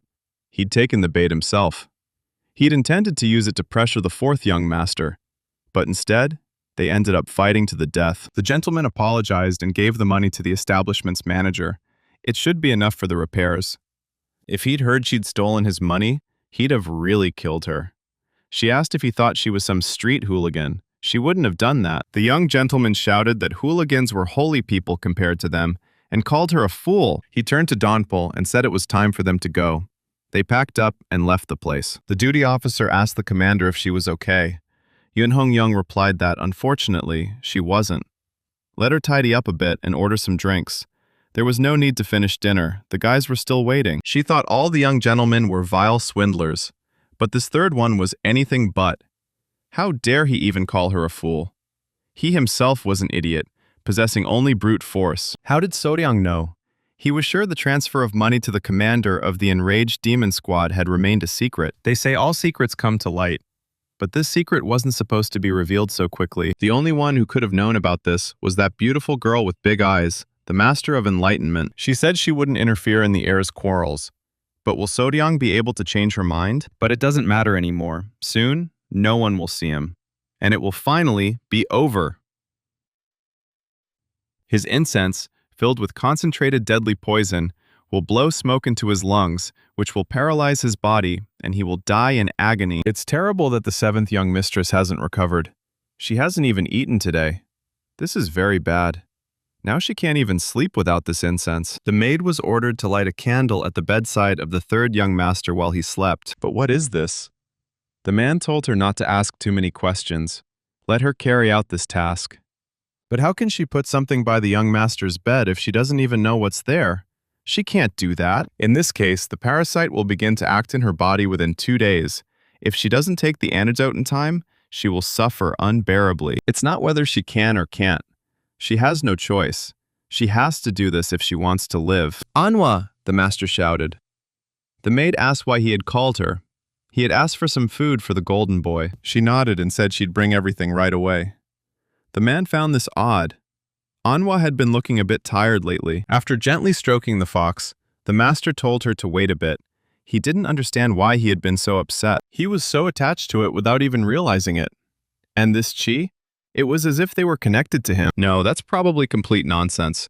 Sharing chi with a beast? How could he even think of such a thing? But he's no ordinary animal. And he doesn't yet know what his powers are. Stop looking at me like that. We're from the criminal court, someone shouted from outside. Please open the door, third young gentleman. Donpil entered the room and announced that the criminal court was looking for him. He asked why they needed him. He replied that the commander of the enraged demon squad had surrendered. She made up her mind and confessed to disrespecting the third young master and attempted murder. And why did she do it? The gentleman asked. Didn't he say he forgave her for all her crimes for that blow? She replied that yes, that was true. But the young gentleman didn't understand. Why was she fussing and irritating him? Was it her choice? Without thinking twice, she said that that's probably why she's sitting here. It's a personal choice. There's no forgiveness for attempting to murder a young lord or lady. As soon as she confesses, she'll be beheaded. If she didn't want to live anymore, why didn't she tell him? He could have killed her then. The commander said she could do it right now if she wanted. The master shouted that she was truly out of her mind. Tell her to pull herself together. The young gentleman assures me he didn't hit her on the head. Something's wrong with her. The girl said he did, and very hard. Stop talking nonsense. Let her tell you what she's really up to. But she doesn't need to tell. No way. Could it be about the fourth young master? To keep his promise? But if she wanted to keep her mouth shut, she should have gone all the way. Why confess and force him to come here? But she's good. She's not the commander of the furious demon squad for nothing. The young lord called the guards and ordered the immediate release of the leader of the ferocious demon squad. The guards were shocked because she confessed to the assassination attempt. Master only taught her a lesson because he liked her. Even if she's insane, she's still a cultist. Do you think she'd try to kill the demon lord's disciple? What's the point? The guards stood there, stunned, unable to comprehend what was happening. All of this is true, but what about the witnesses in the situation? He asked. The gentleman replied that the person involved in the incident said it wasn't true. What more proof do you need? The guard said he would release the commander immediately. The guy asked her if she liked to drink. Let her come when she has time. And don't forget to bring your snack so as not to burden his servant with work. Donpil asked the young lord why he thought the commander of the berserker demon squad had done this. He replied that she had done it to live. He had learned that she had taken money from the fourth young lord. She can't admit to taking his money, even though she promised not to, and she can't allow her team members to interfere in the matter. Given her character, She would probably rather commit suicide than allow her subordinates to be punished. Donpil didn't understand what was going on, since the owner had left the place after the fight. She could have simply kept quiet and pretended nothing had happened. Too many people witnessed the battle over this option. The restaurant was destroyed. Someone had to take responsibility and contact the criminal justice department. Otherwise, things would have gotten even worse. Besides him and the witnesses, Yu Hornyang has another threat to worry about.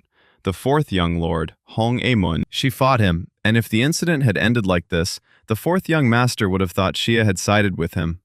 If he had spread rumors that the Berserker Demon Squad had accepted a bribe, both she and her squad members would have suffered. Therefore, confessing in the criminal courtroom was the best option for Yun Hong-young. This way, the fourth young master wouldn't be suspicious, and other witnesses would consider the incident closed. Since she took full responsibility, her subordinates were also safe. But the charge of disrespect and attempted murder of the third young lord! She only needs to say a few words and she'll be dead. Why risk her life? The master also considered it reckless on her part, but perhaps that was precisely how she lived her life, thinking that every day could be her last. She is eccentric, but takes very good care of her subordinates. I wonder if the young gentleman knew all this about her. How could he possess such insight at such a young age? Sometimes Dongpil feels as if the young gentleman is more mature and older than he is. Suddenly, someone knocked on the door. It was Yun Hong-young. Someone had promised her a drink, she said, holding 2 bags of snacks. The men were shocked by what Yun Hong had brought. Did she really make all this? The young master asked. It looks really good. The girl said that yes, she was a very good cook, and if something wasn't right, they didn't have to eat it. The young master thought she was the craziest woman in the entire divine cult. And now she's the best cook? Despite their resentment, they finally sat down at the table. Yun Hong poured herself a full cup of the drink and said that drinking from a small glass didn't allow her to taste the alcohol. The master looked at it and couldn't understand how this was possible. It was such a strong drink. The girl found it strange why the master's servant was standing like that next to him. The young gentleman asked Dongpil that if he wasn't going to join them, why didn't he go and rest instead of standing there? He replied that he couldn't do that. Who knows, maybe the berserk leader of the demon squad will go crazy. This time, he'll definitely stop her. Smiling sweetly, the girl said, "How could such an eggplant stop her? He should know his place." The young lord replied that, given her current state, he thought Dongpil could easily defeat her. She shouldn't underestimate him. The girl shouted loudly that this was nonsense. After all, she was the commander of a squad of demon berserkers. Why then, as soon as she was free, did she immediately come to him instead of going to rest? Will something bad happen to her if the fourth young master finds out that she is here? The girl replied that now was not the time to worry about her. Perhaps the gentleman was in greater danger than she was. The fourth young lord knows how to use dirty tricks. As far as she knows, there are other people secretly under his control. These are people who will do anything to get money. Meanwhile, at the fourth lord's estate, an aide asked the lord if he should contact the true leader of the demon squad. He replied that there was no need for that. If the berserk leader of the demon squad couldn't defeat Soryang, the same would happen to the true leader of the demon squad. Summoning him was a bad idea. However, he was freed thanks to the third young master. The fourth lord considered the possibility that the berserk leader of the demon squad would betray him, but he didn't need to worry about that now. Anyway, what was going on with the poisonous incense, he asked. The doctor replied that the maid hadn't reported anything for 2 days. In that case, the master would give him another gift. The fourth lord hoped he'd like it. While the third young lord was feigning arrogance and omnipotence, he probably hadn't even set foot in his own home. The lord would show him what it was like to be the helpless Soryang. The girl said that the fourth lord had bribed several people, and some of them were hunting for his life. But why does this gentleman need to know all this? Because if you look at the technical side, she is one of them. Yun Hong-young said it was her payment. She had to tell him. Handing her a plate, the girl asked her to fill it. Having finished his drink, the young master decided to practice a little. She approached Donpil and asked if she could ask him something. Is he always like this? The man warned her to refrain from criticizing the young gentleman in her presence. She said she hadn't even thought about it. But then, what was it about, he asked. What was she interested in? The master was simply showing them how he trained. The girl said she was about to leave. He, in turn, offered to stay and watch if she wanted. She was very surprised. Donpil told me there's something God always says. There's no world more dangerous than Marim. So, if this is a world where survival is only possible by remaining vigilant, he'll prefer to show both his strengths and weaknesses. But what's the point? The girl asked. The master said it's how he stays alert and doesn't lose his head. Sometimes he feels uneasy. True freedom begins with honesty. Since his path is already predetermined, regardless of what others see or say, he will follow his own path. The girl had never met anyone like him, and she never knew that someone with such a mindset even existed. Donpo said that age doesn't matter when it comes to learning. Even if he wasn't focusing on using the Heaven's Ascension technique right now, it would still work well with demonic arts. Lord hadn't originally intended to do anything with the heaven-raising technique he'd learned as an assassin, as he wanted to focus on the demonic arts of Dark Shadow. Now, it was perfect. But he had no need to abandon assassination techniques to study demonic arts. It was presumptuous of him to even think of such a division of martial arts. If he wants to kill, it's an assassination technique. If not, it's a suppression technique. It all depends on who he's dealing with. By studying other martial arts, he's broadened his horizons, and now he has more options for using martial arts. After finishing the training session, the gentleman asked the guys if they knew what cures a hangover. The girl suggested a hangover cure. The young master asked the girl if she wanted another drink. She said it was a fact that a hangover could be cured with alcohol. The guy offered Anhwa's hangover soup. It's the best. He hopes she's still awake. Yun Hong Young didn't lose hope and offered him another drink. The young master said no. Let him go home and drink if he wanted to. But unfortunately, disaster struck. The girl lay on the cold floor, moaning in pain. The master was shocked by what he saw. He ran up to her and asked what was wrong. Anhwa said she had a very bad stomach ache. Taking her hand, the young lord immediately realized she was suffering from an internal trauma. Something inside Anhwa was devouring her alive. Shedding tears, she said that she couldn't do it. She couldn't do as she was told. The owner didn't know what she was talking about. Perhaps she was already delirious. The girl began to cough violently. Her condition was rapidly deteriorating. The master took her in his arms and said that first he had to save her life. All preparations for the Mara festival are complete. Even if some minor adjustments need to be made, they will handle them immediately and without any problems. The demon lord told the man it was a good job and asked if he would like a drink. He replied that it would be an honor. The demon lord said it was a very good fengju drink. The man thanked him and asked, "What about a third one?" He hadn't heard from him since the incident with the berserk leader of the demon squad. The lord didn't ask what he was doing. The man didn't immediately understand what the gentleman wanted to know. He asked about his changes, and that was all for now. He said that nothing was known about the third young gentleman at the moment. The gentleman replied that this was good. He wondered if the jackal had chosen the third option, or vice versa. Or perhaps it was simply fate? The jackal, unlike other creatures, is a figment of the imagination of a man who created a secluded bamboo grove. The jackal, a truly mystical creature, repeats the cycle of life and death as it leaves its old body and returns to its newborn state. It absorbs all life force from its surroundings, making it considered one of the most evil creatures in the world. But there's another real reason the jackal is considered evil. Wherever the jackal appears, there's bound to be war in that country. Because of the legend that the jackal absorbs life force and causes wars, he is considered the most terrible disaster on earth. The third lord sat next to Anhwa and thought, this was poisonous energy. She was undoubtedly a poisonous insect.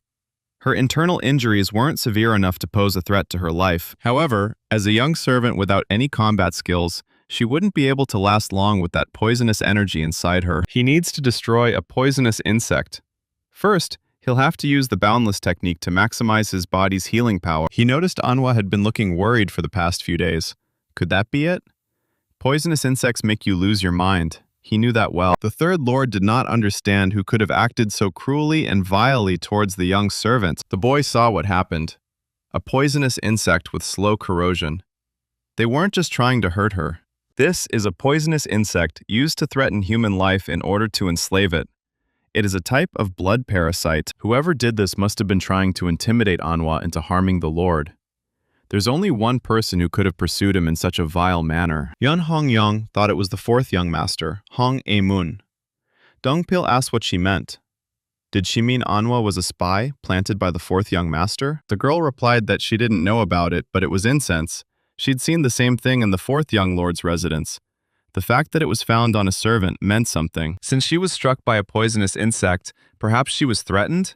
She must have known her life was in danger, yet she still disobeyed the order. The third young lord has a very loyal servant. Donpil asked why the fourth young master would do such a thing. The girl asked, is he really part of the divine cult? There's only one reason. Yunhong Young said it was a struggle for succession. If all the other disciples disappeared, the last one remaining would naturally become the demon lord. The young master asked Xinhua if he was worried about how the young master would react. The man replied that he was. He told him not to worry because he was always prepared for the worst. The man didn't know what the worst-case scenario was, but if this happens, then the responsibility for it will fall on him, so please let him refuse it. Let him stop worrying unnecessarily. This won't happen. He made a plan for every possible action Soryang could take. In any case, it was time for him to do something about it. Xinhui said he'd stationed men around the third young lord's residence. He was sure they'd hear an explosion soon, before he could say anything. The third young lord shouted at Hongemoon to come out immediately. He had to stop hiding like a bug. He said it was very rude behavior on the guest's part. Shouldn't he be ashamed? As a young lord of the divine cult, he should conduct himself with dignity and grace. The third young lord asked, with dignity and grace? The fourth lord asked what brought him here. And with such a cheerful expression on his face, the boy punched him, sending him flying.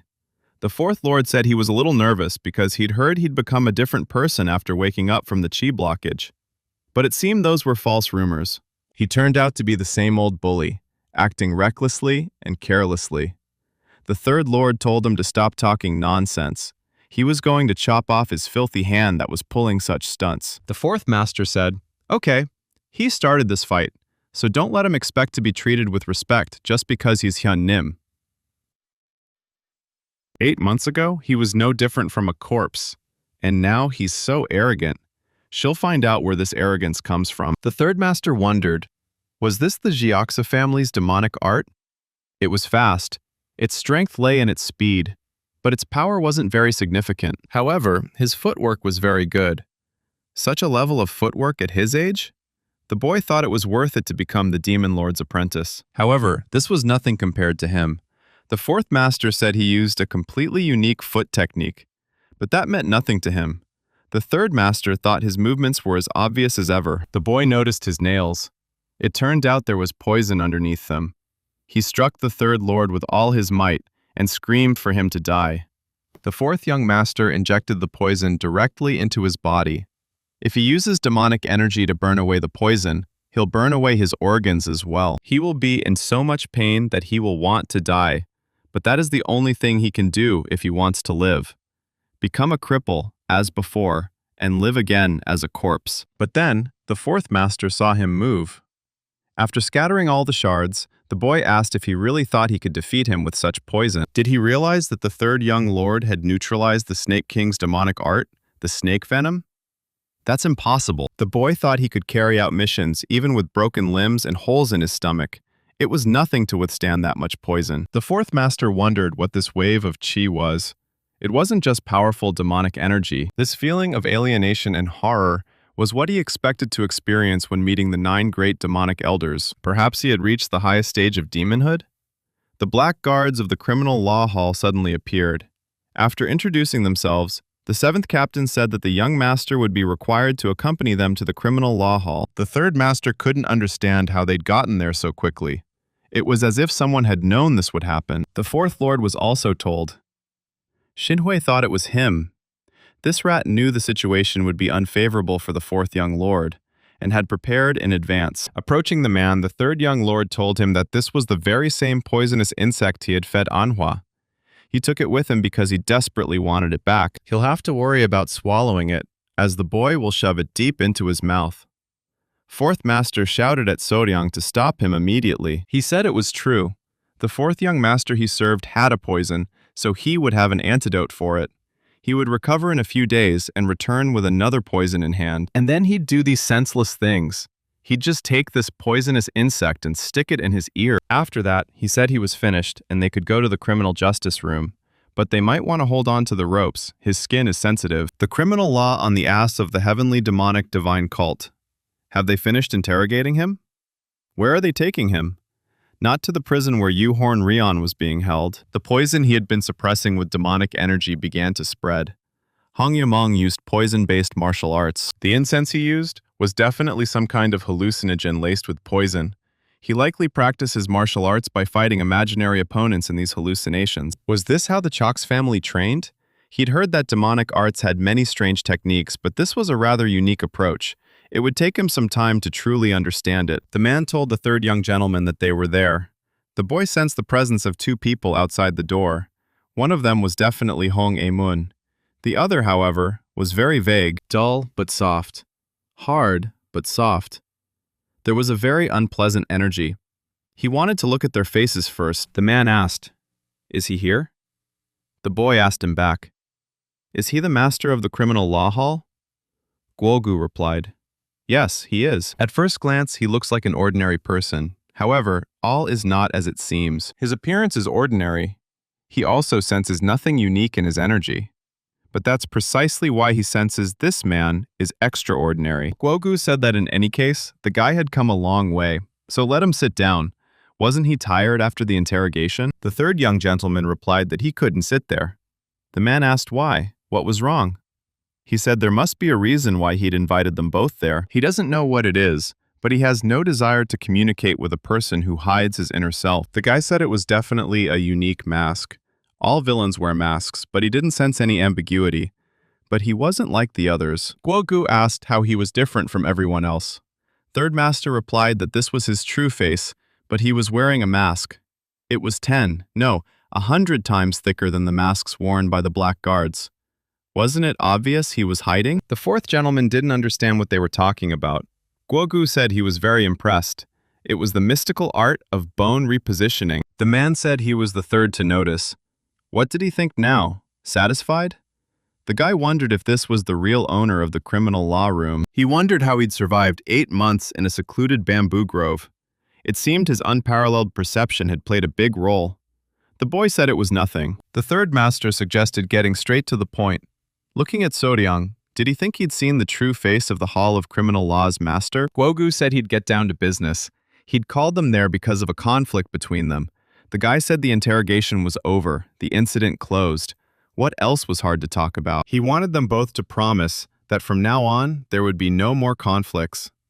The fourth master said he never wanted any conflicts, and even if he did, who is he to tell him what to do? He's the Demon Lord's disciple.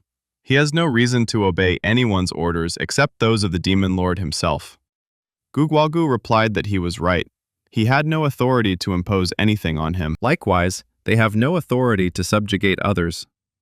However, he tried to use money to control the commander of a combat unit. Slamming his fist on the table, Guogu said there was no need to deny it. There was more than enough evidence. He was certain that the fourth master knew better than anyone that the world wasn't so straightforward, where everything flows according to superficial things, like position, status, and relationships. The guy asked if the master of the criminal court was threatening him. The man said yes. The Hall of Criminal Law upholds the laws of the cult, along with the Court of Guardians, but they are different in nature. The Court of Guardians focuses on communication and reception. In other words, they have no choice but to act passively. But they're different. They're an organization that actively protects the cult. They impose punishments as they see fit, and also administer justice in serious cases. Of course, that doesn't mean he has the right to impose anything on them both, but as someone who actively defended the cult, he could give them both an experience they'd never had before. He asked the third young gentleman what he had to say about that. The guy asked, "What's the matter? To avoid creating more conflict?" He said, "Okay, it's not a big deal." He tells them just in case, but he's not joking. The third master asks, who would want to make an enemy in the criminal justice system? It certainly isn't him. He also doesn't want to fight anyone. It's better to live in peace. Anyway, he said it was delicious. He'd never tasted anything like it. When asked what it was called, Guogu said he'd made it himself. The third master replied that he was indeed skilled. Did he have any intention of selling it? The man replied that if he wanted, he could send him a few bottles to his home. The boy said that we would look for something to send in return. Guogu said it didn't matter what happened to the fourth young master. With anger in his eyes, he stood up and shouted that he would never forget this humiliation. The third young gentleman asked the fourth to at least close the door behind him when he left. The master of the criminal law hall had said all he wanted to say. Was there anything else the third master wanted to discuss with him? After thanking him for the drink, he said there was one more thing he wanted to discuss. He understands how effective his mystical bone-shrinking arts are, but was there a reason he used them to meet them? He doesn't seem like the type to test people or play pranks on them. He must answer her if he doesn't want to. The third gentleman said, "In that case, good night." It had been a long time since Guogu had encountered someone so difficult to read. And he had a familiar scent. Maybe it was him. The young master was told the carriage was ready. He replied that he had much to think about, so he would ride back alone. The fourth master couldn't understand how a mere master of the Hall of Criminal Law could threaten the young lord of divine cult. He's mistaken if he thinks the fourth lord will let this go. So Diang will soon receive a gift in return. He will make sure no one gets in his way. He will act slowly and precisely. That's when someone said, "Look at that bloodlust in his eyes. He looks ready to kill someone right now." The fourth lord didn't immediately realize who it was. Then he saw the third young lord, who invited him in for a drink. He said the head of the criminal law department was a bit annoying, but he was certainly good at making alcohol. The fourth young gentleman wondered what this guy was up to. Was he planning something there, on the premises of the criminal law hall? The third master told him not to worry. He simply offered him a drink to celebrate his release from interrogation. He doesn't know when it started, but he's so irritated by this incident, his voice. Has it been since he took the Master of Inner Enlightenment that night? That's when all his plans started to fall apart. The fourth gentleman asked what he wanted to talk about. The third gentleman replied that he had nothing specific. He simply felt they had never had a proper conversation. They talked a lot, at least as children. Third master asked if it was true, that after they grew up, they never had a normal conversation. The third master asked if he intended to continue this behavior. Why would he want to make life difficult for himself? The fourth young master said that he wasn't asking because he really wanted to know, was he?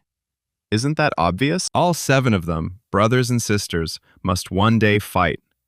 No, as soon as they became the demon lord's disciples, they immediately became enemies. That's when the fight started. Why was he even asking about it? The third lord had replied that of course they should fight, but there was no need for killing, right? Had he left him to just talk? The third young master simply wanted to hear his current thoughts. He replied that he would understand when he looked at the kings of this country. The fate of kings who failed to become emperors was that they lived miserable lives. Better to die. For them, it's different. To avoid a similar fate, they must even kill their own brothers and sisters to become ruler. The third lord asked if that's what he feared. Did he want power or kill because he was afraid of being killed? He loses his appetite if he calls the fourth one just to ask such questions. He leaves. The third young master meant what the criminal law hall master had said. He didn't want to live a life full of battles and chaos. What was he going to do? Try to kill him again? The fourth lord asked, what if his answer is yes? Then the third lord would leave it to chance. However, things don't go as he wants. What will his answer be after that? If there's no point in lying, he'll answer in kind. He'll definitely kill him one day. The fourth thought it was another ambush. He wouldn't fall for it twice. The fourth master himself said he'd kill him one day. Did he really think the boy would let him go after hearing that answer? He'd kill him right here and now. Both young lords have left. The fourth young lord has no intention of heeding his warning. The cult will not be shaken by incidents caused by someone like him. But he doesn't know what the third young lord will do. Then the captain of the third guard knocked on the door. He said it was urgent. The master asked what had happened. He replied that apparently the third and fourth young lords had gotten into a fight. Since the third lord attacked first, he allowed the fourth lord to make the next attack. The fourth lord asked how dare Soryang underestimate him. The boy replied that his martial arts techniques certainly required time to train. That's why he couldn't properly respond to an ambush attack. The third young master himself asks to be killed. He made a mistake.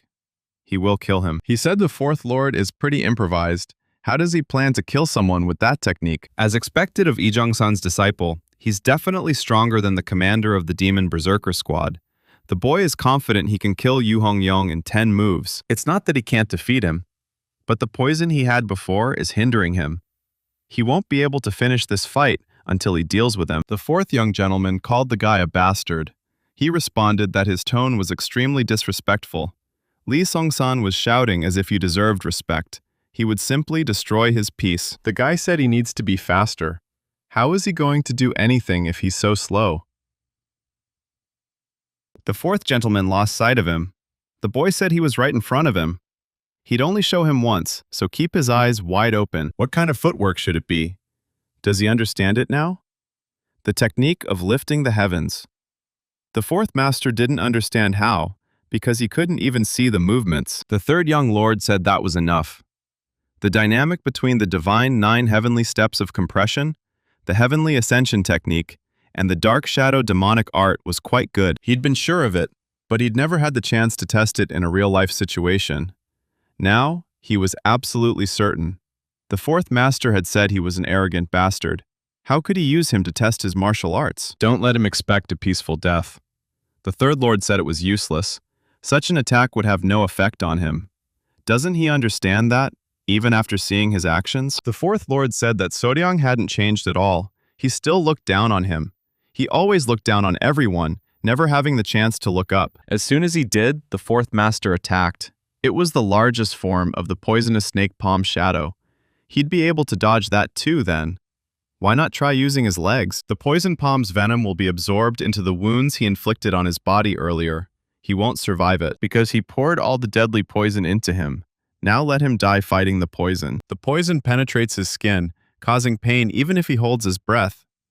To think he was hiding such a monstrous technique. He needs to get out of here as soon as possible. At that moment, the third young gentleman heard his voice calling for help. It was Manhwa. How had she gotten there? She said she felt her body burning. She begged him to save her. She's recovering from a serious injury. She can't move for now. This is the fourth young master pretending to be Manhwa. He didn't understand what was happening now. A secret demon queen? How did she end up here? She said that now that he had no arms or legs, it was time to deal with his head. He didn't understand what had happened. The fourth master said, "How pathetic. Let him look at himself, struggling in the illusion of the snake shadow's poisonous palm." Guy said it was a shame he was the only spectator. His arrogance always got him into trouble. He would kill him right here, as the third lord had promised. He might return and become a nuisance if he didn't take care to kill him here. The fourth young master couldn't understand how he had shaken off his illusions. He had completely succumbed to them. The third young master said that looking at his face was like being thrown into cold water. He asked if this was the secret martial arts technique he'd been hiding all this time. It was as cunning and evil as its master. Did he really think he could achieve power through such a simplistic ruse? The third lord had completely destroyed his poisonous snake shadow palm from his body, and all thanks to the poison he'd injected into him earlier. When he was an assassin, he trained his resilience to never succumb to poison. Thanks to this, he was able to quickly escape the fourth young lord's illusion. He is grateful for all the training he underwent to neutralize the blood parasite. The fourth one didn't know what he was talking about? He'd have to be at the level of a demon elder to disarm his poisonous snake shadow palm. Even then, it couldn't have been done so quickly. The third young gentleman replied that it had taken a little longer than he'd expected, but it wasn't an achievement worth mentioning. However, it had created more problems for him than he'd expected. The boy would show him what true demonic arts were, the true revelation of the demonic art of the dark shadow. Underground prison, guardian of the spiritual gate. The 9th technique of the elastic blade of catastrophe of the first form of the 6 consecutive hellish winds. The fourth young master didn't understand what was happening. He didn't even swing his sword. He just stood there. But the fourth young master's body was torn to pieces. He tears apart the energy barrier of his demonic Snake King art as if it were just a piece of paper. He doesn't even move. The guy begged the damn body to move. Let it run and behead that damn bastard. The third master declared him finished. A triple blow cutting through the sky. The third master asked if he had any last words. Of course not. What would he say? That's what it means to die. Human lives scattered senselessly, like the smoke from the tobacco he constantly smoked. Drawing his sword, the third lord bid him farewell. At that moment, his sword was stopped by some formless energy. The master of the Hall of Criminal Law, with whom the third young lord agreed not to cause any more trouble. He couldn't bear to look at it any longer. Let go of the sword now. The boy wondered. An object that captures the void? A skill that allows one to control the movement of an object without touching it. This skill requires a deep knowledge of martial arts. The third young gentleman replied that he couldn't stand the disgusting taste in his mouth. Why should he be nice to someone who could kill him? The master of the criminal law hall was so nasty. Guogu replied that since they were still in their own territory, even if they were young lords, he could not agree to them fighting there. The third master asked, "He seems to be unaware of his place? He wants them to tremble in fear before the criminal law room, regardless of their status." The third lord said he didn't want to do that. What now? Guogu saw that he had broken the internal energy circuit with just one attack. The man asked if they intended to confront the Hall of Criminal Law, and if they could take responsibility for it. The third young lord replied that this was something they should accept. He was fast, his demonic energy level was comparable to the highest peak, but his demonic art skills were nowhere near that level. But this skill was different from the others. Its speed and movements were on par with Guogu's. The ninefold elastic blade of disaster technique, the second form of the final infinite path. He saw the blade's technique. The energy was merciless, and it was incredibly hot. If he had reacted even slightly slower, he would have been burned to ashes. Guogu had expended too much profound energy. If he used a more powerful demonic art next time, he wouldn't survive. The man didn't understand why there hadn't been another attack. An experienced man like him wouldn't have missed such a chance. At that moment, the Hall Master of Criminal Law realized he hadn't been his target all along. Before he could even scream, the third lord pierced the fourth young lord's body with his sword. He's thought about it and believes the fourth lord must lose everything he has. An eye for an eye, a tooth for a tooth, a chi block for a chi block, despair for despair. He destroyed the poison core that was above his energy core. His muscles became small and weak. This is because he maintained his muscles using mystical arts rather than training his body. This limits his ability to enhance his combat prowess using illusions alone. He won't die immediately, but he'll be bedridden for several years. Of course, even if he manages to recover, he'll have to start martial arts training all over again. The third master will send him medicine and acupuncture needles. Reinforcements arrived at the hall caretaker's house. The third young gentleman raised his hands and said he could arrest him. The guy asked if the man would say anything. Would he at least take it all off before speaking? His wrists weren't feeling so good in them. He wasn't planning on running away anyway. Guogu said that third master was currently in custody. This meant he was a criminal, even if only temporarily. Therefore, this man, of course, could not fulfill this request. The Hall Master of Criminal Law said he didn't know how Third Master had heard this, but that was what he meant when he said it would be difficult. Third Master said he was being so narrow-minded. Whether he's a master of the Criminal Law Hall or a private individual, he doesn't want to get into conflict within the cult. That's why he became a mediator, isn't it? Guogu replied that was the right thing to do. So Liang asked if there would be no more conflict now. Was that right or wrong? It takes more than one person to create conflict, but Hong Yu-mun is currently incapacitated, so his proposal is no longer valid. In any case, the situation now is how he wanted it to be. So why does he say things are more complicated now? Watching this, Guogu was surprised. He'd broken the forbidden sea iron so easily. The third young lord told the man that if he hadn't respected him, he would have fled before he'd even put those handcuffs on him. I think he did his best to be patient, given his status as the third young master. Guogu asked what he would do if they didn't let him go. The guy replied that he didn't think the man liked to drag out conversations with pointless theoretical situations, but apparently he was wrong. Could he leave now? The owner of the criminal law hall said he'd keep an eye on him. He said sure, but don't let him get in the way. He doesn't want to turn the criminal law hall against him. The man replied that he was indeed certain. He had not yet been named successor, but was only one of many candidates. Guogu thought, what a complex man, and dangerous to boot. The third young lord's martial arts were more powerful and more brutal than those of the demonic cult, and this sword technique definitely belonged to the orthodox faction. As the third young lord, could he be the same as Guogu? The third master ate like crazy. Yun Hong-young told him to take his time, no one would steal him. She asked if they had fed him in the criminal justice hall. The third young gentleman said they only served stale rice and wild vegetables. He couldn't eat it. Donpil asked if it was over then. The boy replied that it was, for now. Would there be retribution from the fourth young lord, or the high officials? He said Hong Yu-mong had become crippled and couldn't even move. The top brass were turning their backs when it came to the competition between candidates, so he didn't think anything would happen. Now that things have more or less settled down, they should all return to their organizations, especially Donpil. He's been with them for too long. He's not just a rank-and-file member of the Guardian Court. He's the third leader. He better get back to work. Squad leader Yui needs to get back to her duties too. The girl said that was exactly what she was doing. She didn't need him to say anything. The third lord replied that then they should continue doing it as before. I said he was so heartless. Did he really have to leave so indifferent? The girl asked Donpil if he was upset too. He said no. So what was wrong with his expression? Dungpil replied that it looked as if the young master was saying goodbye to them for the last time. When he went outside, the boy saw Anhwa. He said he was already back and asked if it was okay for her to walk. Falling to her knees, the girl began to thank the third young gentleman for saving her. She was glad he had returned safe and sound. The king of the demonic cult asked the man how the fourth man was doing. The man replied that he was in very poor condition. His energy core had been destroyed, and poison was taking over his body. He's holding on by sheer physical strength, but even with luck, he's unlikely to escape crippling. The king asked him if he survived, and what were the chances of recovery. The man replied that the doctors at the Blood Spirit Pavilion had concluded that this was fundamentally impossible.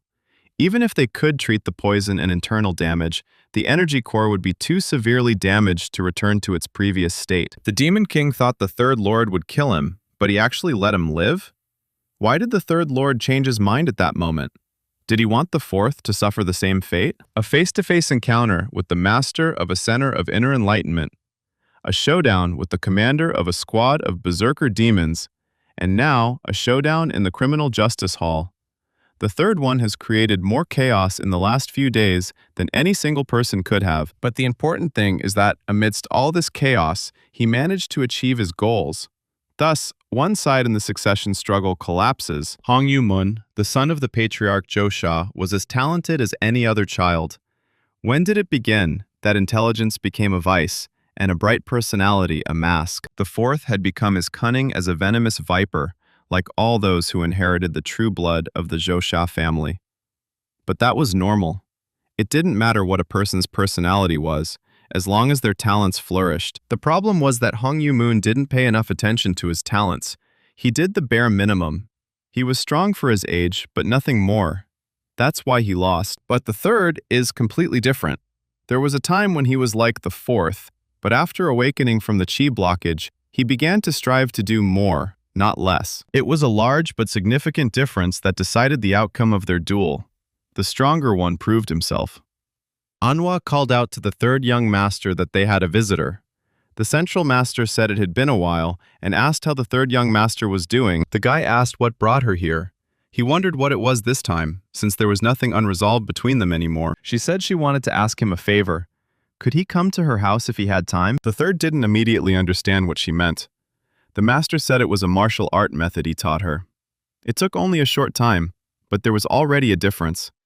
It was a very mystical martial art. He was surprised because that's not easy for most people. They must be very talented. She herself chose this child as her successor. The third asked if it was okay for her to tell him this. It's not something she should tell anyone. But he doesn't care, does he? The guy said it was true, but isn't she trusting him too much? She doesn't trust people. She trusts situations. And judging by the situation then and now, she doesn't think they will ever be enemies. The third master asked why she needed her successor at the residence since his recovery was going well. The master replied that it was also because of the child. She makes all the final decisions in the center of her inner enlightenment, but the child is responsible for command and execution. So now her hands and feet are practically tied. If this situation had lasted longer than a month, the cult would have suffered serious losses.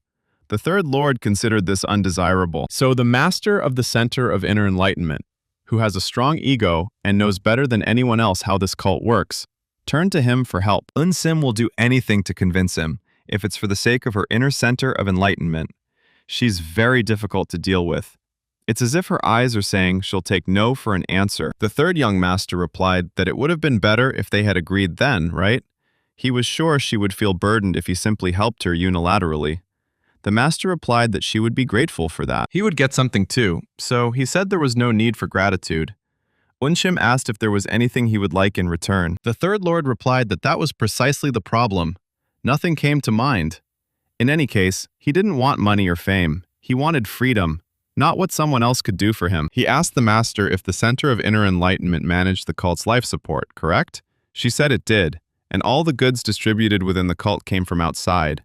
He asked many more questions, all of which were answered affirmatively. They were going to be leaving for something important in this regard in about 2 weeks. Grabbing her hand, he said he would ensure her successor was fully recovered within 2 weeks. This was his chance to escape the demonic cult. Dunpil recalled the Third Lord's words about how things had settled down somewhat, and they should return to their respective organizations. He wasn't just a rank-and-file member of the Guardian Court. He was the Third Lord. He'd better get back to work. He's right. Donpil had grown so accustomed to the young master that he barely paid attention to his work.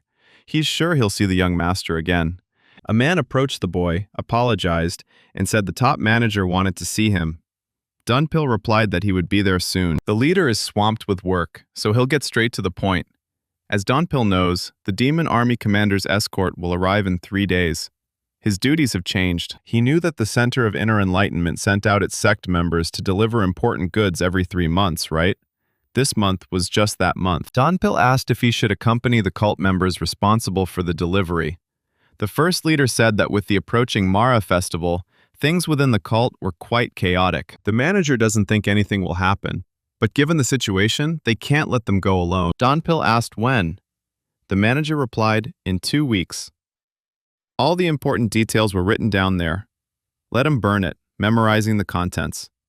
He promised the master that he would successfully complete any task he assigned. The third young master asked, "Is that her?" The leader replied that her name was Juhua.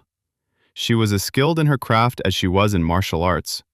She was known as a genius when she joined the cult. She is simply responsible for part of the center, but she also has an oversight role that no one knows about. The Center of Inner Enlightenment practically stopped after she fell into this state, which speaks to how many responsibilities she had and how well she handled them. She looks about his age, but she runs a large organization, like the Center for Inner Enlightenment. Furthermore, she's deciphered the Boundless technique, albeit partially, in just a few days, and used it enough to notice improvements. At first he said he'd check her condition. Young Shim was surprised by how amazing the demonic energy was. He only used a small amount, but the quality of the energy was excellent. She couldn't understand how this was possible. Her Boundless technique was easily linked to his, because she had already partially mastered it. Now, if he simply drew out the toxic energy, it would escape through the blood. 10 days later. The day before the 2 weeks were up, Johua finally woke up. The master couldn't believe her eyes. Did Yunsim tell the young master that he was asking her to sneak the cult leader into the shipping department? She asked if the Third Lord even realized how ridiculous this request was. He replied that he didn't know, but she herself had said that it wasn't a favor, but a deal. The master asked, "Why don't they just end this service then?" As far as she knew, the ship had already sailed. Why else would he have gone to such lengths to treat her successor? The master screamed that there was no way. Did he really want to deceive the sect leader? She told him to pretend he didn't hear. The third master asked how he could deceive the sect leader. It might deceive others, but not him. She asked what he meant. He said the cult leader has no interest in his disciples at all. He simply rules them. He doesn't dominate. Because that's what being a god is. She knows it. The cult leader isn't the only problem. If anyone learns that the successor candidate has infiltrated the shipping department, others will begin to suspect the Center of Inner Enlightenment. The third young master knew she had the power to dispel such rumors. Unshim replied that she had that power. As he knows, this is not at all the same as political retribution or the suppression of malicious rumors. If something goes wrong, other cult organizations will also try to hinder the candidates. Then, the divine cult will be destabilized. He asked what she expected then. She never worried about what anyone would ask her after she helped them raise a man from the dead. He doesn't want to discuss the value of life anymore. He doesn't like feeling guilty or anything. But it had to be a deal. She's the one who wanted it to be a deal, not a favor. The master replied that he was being too insolent, but she had no choice. Indeed, they had made a deal, and the life of a precious person was at stake, so she had to fulfill her end of the bargain. The third young gentleman replied that it was excellent, but she would need some time to figure out a way. She was already stressed out by the fact that she wanted to lead the delivery team when she wasn't even fully recovered. He gave her even more time. The third master asked if her successor would like to lead the delivery team. The master replied that she would, but she wasn't yet fit enough to take on such a role. She of course said no, but the girl was very stubborn. The boy asked, "How about doing it?" The third master knocked and asked if he could come in. He looked at the girl and said she was very strong and could move like that. The girl asked who he was. The third lord replied that he was some kind of doctor. She asked about his identity, not his work. He thought about it and said he could have phrased it a little differently. He was the one who helped her free herself from the chi blockage. The girl realized this was the man who had given her the martial arts technique. Bowing, she thanked him for his service. The third asked if she trusted him, even though she didn't even know who he was. She replied that bowing down would be no problem. Besides, this is a center of inner enlightenment. It's not the kind of place where suspicious people would just wander in. The young lord realized she was quick to assess the situation. He'd heard she was stubborn, but also flexible. The boy replied that it was very good. A little basic energy recovery and half a day of stretching, and he was ready to go. Linshim entered. The young master replied that the girl's condition was better than he expected. They had nothing to worry about as long as she was with him. The owner said no. She just came out of bed. If she passes out again, commanding the delivery department is her primary responsibility. She would rather die than be useless. The girl asked to be released with the delivery unit. They finally leave. Almost a year has passed since he woke up in the body of the third young lord of the heavenly demon divine cult. He can finally breathe fresh air after a 10-year hiatus. Besides, if he succeeds, he might be able to escape forever. Their destination is somewhere in the Jiangxi region.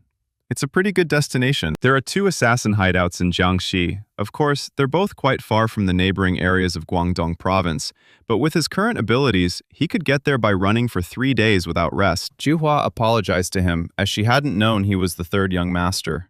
He asked, "Did the central master tell the girl?" The guy replied that everything was fine and that she should forget about it. He wasn't even embarrassed.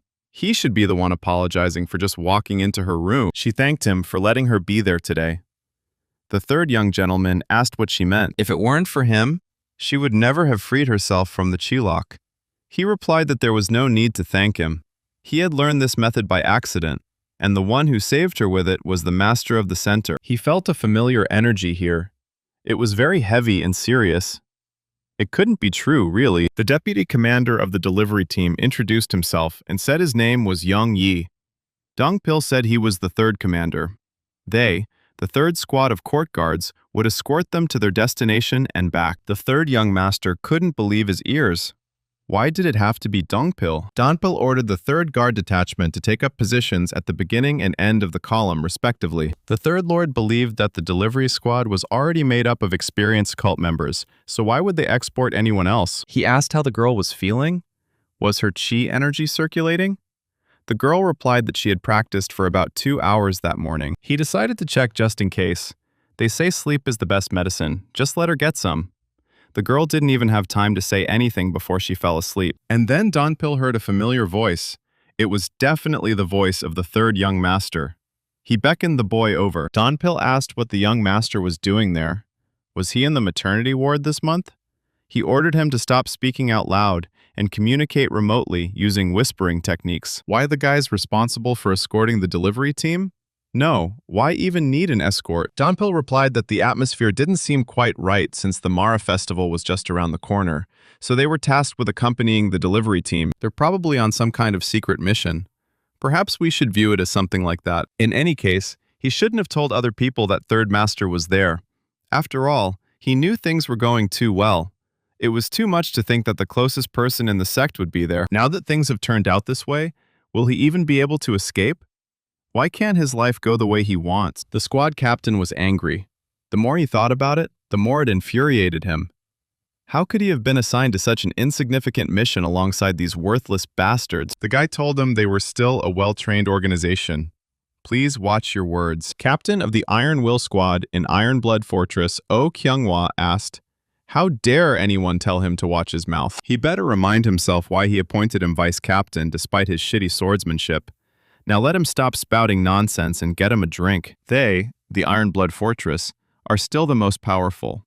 Neither the Righteous Heavenly Alliance nor the demonic cult can do anything to them. Robbing the demonic cult's delivery team will be easy, and yet they have to work with these monstrous bastards? They call themselves the Palace of the Southern Wild Beast, and they truly live up to their name. They're just beasts. Oh Kyunghwa told him to watch them eat. He didn't understand why anyone would want to work with them. Anyway, it's been about 10 years since they last saw the people from the demonic cult.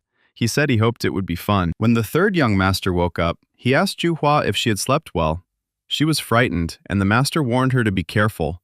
He would get a reprimand from Master So if she pulled a muscle in her back. The girl replied that this had already happened as she had slept for half a day.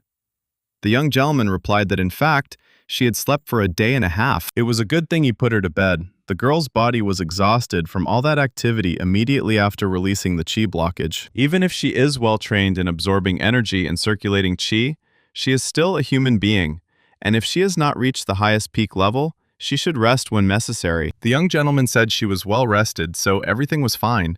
He tossed her a box and asked her to take it. He was sure she was hungry after 2 days of sleep. These are rice balls and beef jerky prepared by the delivery team. Let him eat, but he won't be full. The guy thanked him and replied that it wasn't a problem. She was the reason he was here. The young master called Goldie over. The girl was frightened and said it was a fox. He replied that, yes, his name was Goldie. Juhua asked if it was his pet. He replied that he had simply met it by chance. She found this interesting. She had never met anyone who had a fox as a pet. The young master told the girl that he would go get some fresh air and let her rest a little more. The young gentleman went outside and asked Dom Pilu if he had called him. Apologizing, the young man replied that yes, he had called him into the forest, knowing he couldn't. The young gentleman replied that there was no need to be so formal with him. He was already tense enough. Don Pil asked if he felt any discomfort in the carriage. The young gentleman replied that everything was fine. The guy said he'd invited him there because he thought he should know about it in advance. The young gentleman asked what he was hiding so carefully. He handed him the message they'd received in the guard yard before their departure. This was the reason they'd been assigned to this mission, he thought. Looking at it, he asked if it was true. The man asked the first elder what the world he saw was like. Was it beautiful? He replied that the world was full of decay, but they already knew that. The weather was quite cold, but the further south they went, the warmer it became. It's certainly cold in the north. While this fabric isn't meant for wearing, these rugs from the west should be useful. The first elder asked him how things were here in Jiangxi. He replied that the land there had always been good, but that wasn't all there was to life. Times were hard. The elder asked, what was the problem? The man replied that a demonic cult festival was just around the corner, but he didn't know its name. The elder said he was probably talking about the Mara festival. For the demonic cult, this festival is the greatest event in the world. He heard they were everywhere, collecting valuables. Things were pretty chaotic thanks to those bastard bandits. The man replied to the elder that he would go then. He promised to put in a good word with the authorities when he returned. He has enough experience in managing a sect, but since the alliance is a new environment for him, he will look for a suitable position for himself. The man didn't know who might hear that his cultivation had reached the enchanted realm. So please, let him be careful.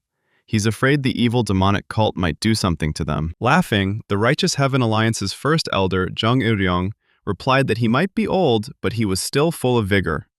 Even if a demonic cult leader were to come, he would scold him and tell him to get out of his sight. The young master remembered Zhang Iryong, who had killed him in his previous life. He asked Zhang Hajin what it had been like to be the alliance leader's hunting dog back in their day. At his age, he was still doing such work, which impressed him. He told Zhang Iryong that his work was nothing compared to the effort he'd put into becoming the alliance leader. The man replied that he did indeed have a foul and viperous tongue, as befits a murderer.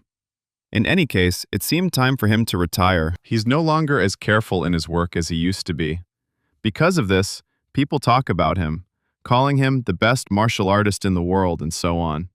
How stupid is that for a killer? Chang Hajin asked why he was upset that some assassin was more valuable than the Righteous Heaven Alliance's first elder. He shouldn't worry. He didn't care what the public thought. The world's best martial artist? Why wouldn't he take that nickname? If he could, of course. Addressing Chang Hajin, the elder offered one piece of advice. Be on your guard. In the last moments of his life, that damned bastard mercilessly cut off his right leg. Clutching the message in his hands, the young master realized the bastard was there. His eyes glowed red with rage. Yun Hongyang entered the courtyard and called out to the young master that she was there, and they could have a drink. Turning to Anhwa, she asked where the young master was and why she couldn't sense his presence there. The girl said he wasn't there right now. Hongyang replied that she could see him. She simply told her that she couldn't feel his presence. Anhwa replied that she didn't know either. He'd only said he was going to train. She thought he was strong enough, but was he going to train even harder? Looking to the side, she saw the young lord's sword. Let them see this guy. He's going to train, but he left his sword behind?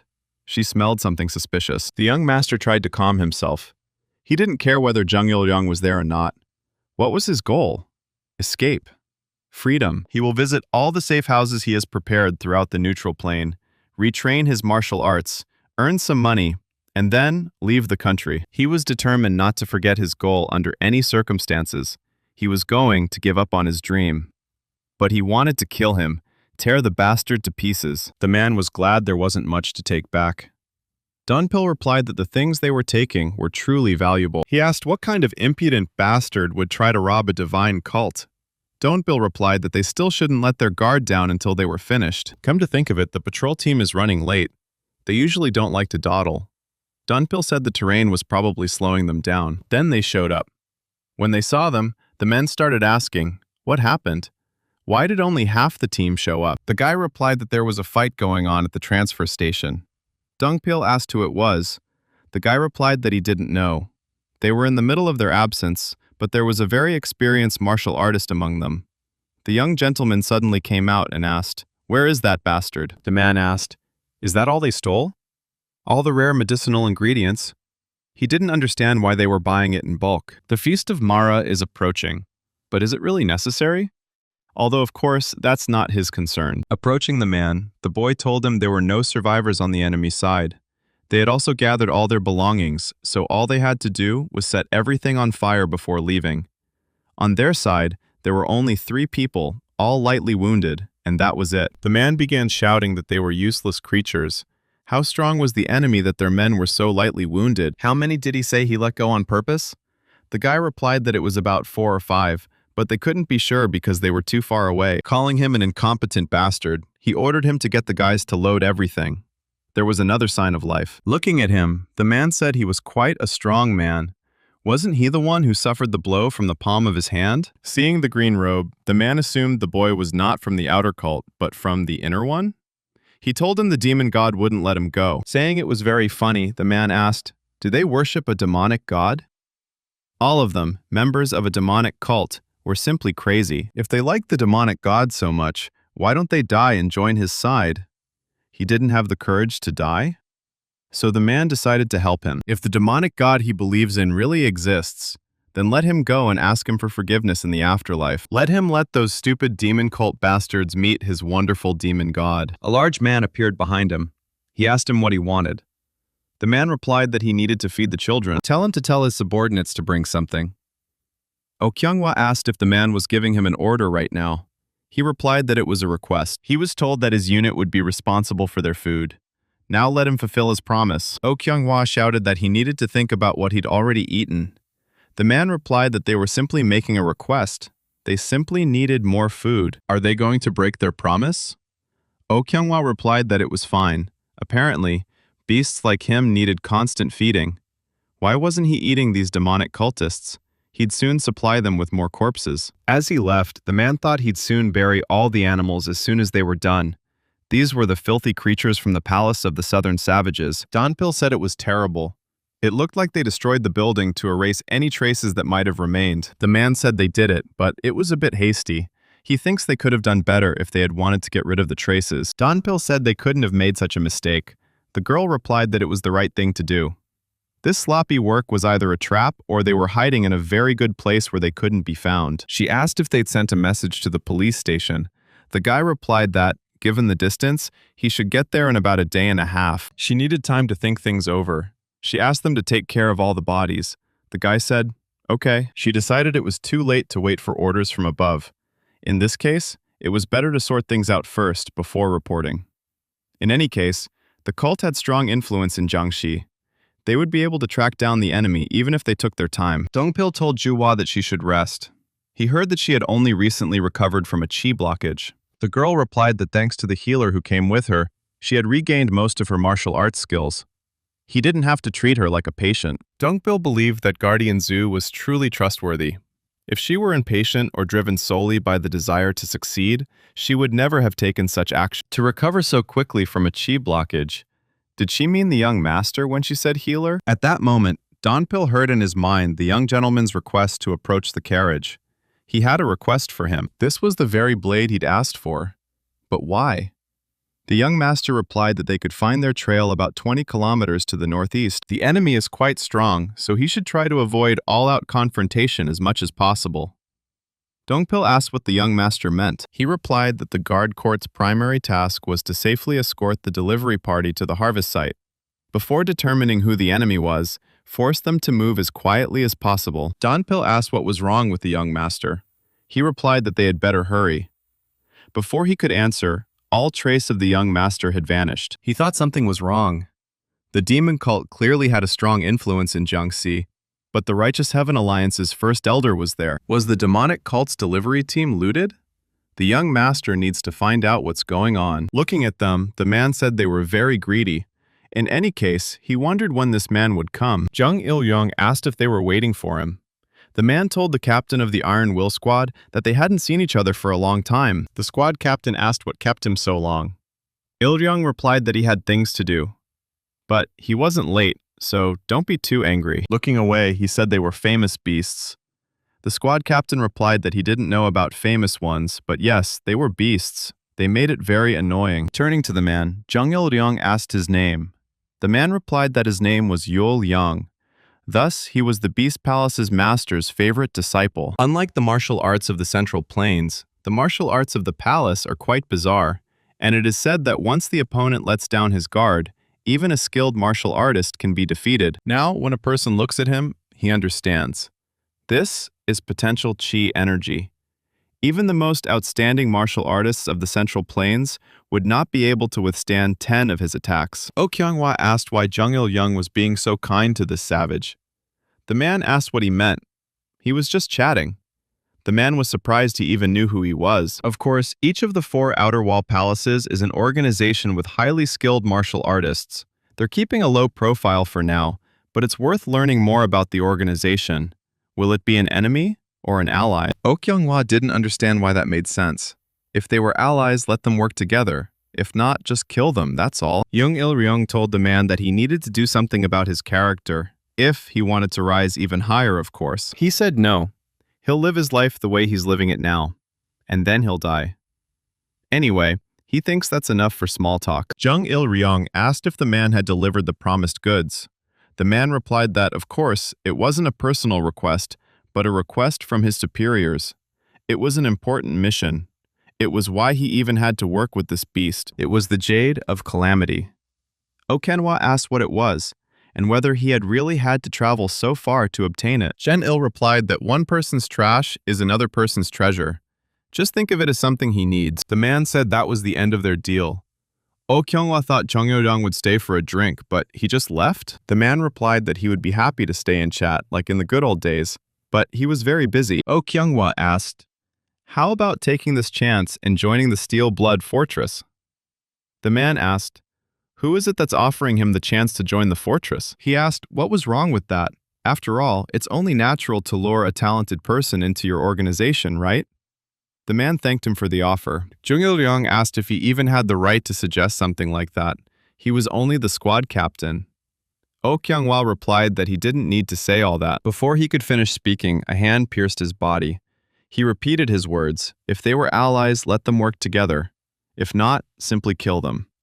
What an inspiring statement. First, he needed to figure out who his enemies and allies were. He'd better correct his character in the afterlife. Jung Il-young asked how many henchmen he'd brought. What did they think? Looking at the animals, he said they seemed full, but would they want another helping? Yul Liang replied that of course he wouldn't say no. The man told the boy to unpack and get ready. He asked him when the first elder would arrive. The boy replied that he had gone somewhere far away from there, maybe for half a day. The boy asked, after so long, if it was normal for him to travel so far alone. The man asked if he knew where the old man had gone. The guy said he thought he'd go back to taking bribes. They were near a demonic cult base. That's why he was traveling alone, unaccompanied. He should watch his words. The first elder went to honor his mother. This is what he should have said if the alliance had asked why they remained in Jiangxi. They all depend on the first elder, so they should be careful not to reveal information about him. If something goes wrong with the first elder, it will be a problem for them, too. Then the guys on the side of the road saw something. The man told them not to change the subject. Did they understand what he said? They said no, let him look there, as if there was something strange in the forest. Turning around, the man asked, "What's strange about that?" They saw the trees being destroyed. A third young master emerged from there. A powerful blow followed the sword strike. The third lord grabbed the man by the throat. The man said he had only heard that the elder was going to visit his mother's grave. The guy told him to stop talking nonsense. He would kill him if he didn't tell him the truth.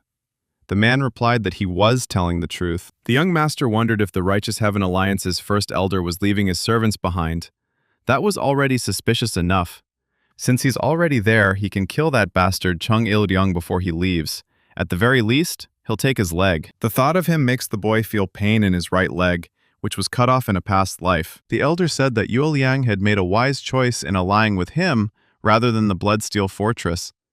Anyone would choose to ally with the side that treated them better.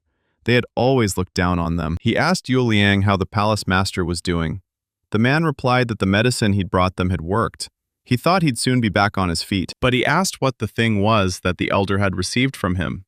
The man asked if he meant the Jade of Calamity. He doesn't need to know. All he needs to know is that this treasure will be useful in his work. Yue Liang asked if he plans to use it on the leader of the Righteous Heaven Alliance. The elder replied that the wolves he had brought had a voracious appetite. Beasts capable of defeating swordsmen, that was impressive. He sees all sorts of occult research he's never heard of. The man said the Beast King technique isn't some kind of occult research. She teaches the animals to understand the inner sense of power, just as humans do. Does he mean they can understand his commands simply by the movements of his hand? He replied that yes, he and the Blood Wolf squad were connected through their spirits and upper energy cores, so they understood even the most detailed orders. The elder wondered if this was possible when he learned he worked with animals. How amazing. The man thought that if he used these guys to his advantage, he could become the leader of the Righteous Heaven Alliance. Seeing one of them howl, he asked what had happened. Yue Liang replied that it seemed the Blood Wolf squad leader had sensed the presence of demonic cult members. He didn't know the exact number, but it seemed to be around 100. The elder asked if they had yet tasted the blood of members of the demonic cult. They ambushed them nearby. They'd missed a few meals, but it hadn't been bad. The elder understood. He knew they'd be away because of the approaching Mara festival. He asked how they compared to a pack of blood wolves.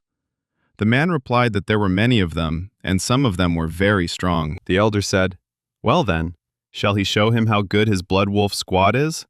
Let him stay out of it. It's okay if it takes a while." Yue Liang replied that it would all be over before sunset. Dongpil told everyone to stop.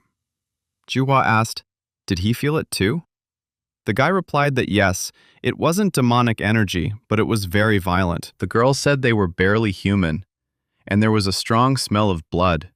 Dongpil was sure this meant many people had died. Dongpil looked up and saw them. Who is he thought. Are they the ones who attacked the delivery service earlier? Yue Liang ordered them to tear everyone apart. Dongpil ordered everyone to disperse, to fend for themselves. Looking at them, the boy wondered if wolves were bigger than cows. He couldn't understand where such monsters came from. Their skin was like steel. He can easily cut through boulders using only his internal energy, but all he can do is leave scratches on them. Even if he tried to infuse the sword with his chi, the wolves would move too fast for him to do so. A simple attack wouldn't work. Juhua asked the third leader to retreat so he could use a lunar demonic art.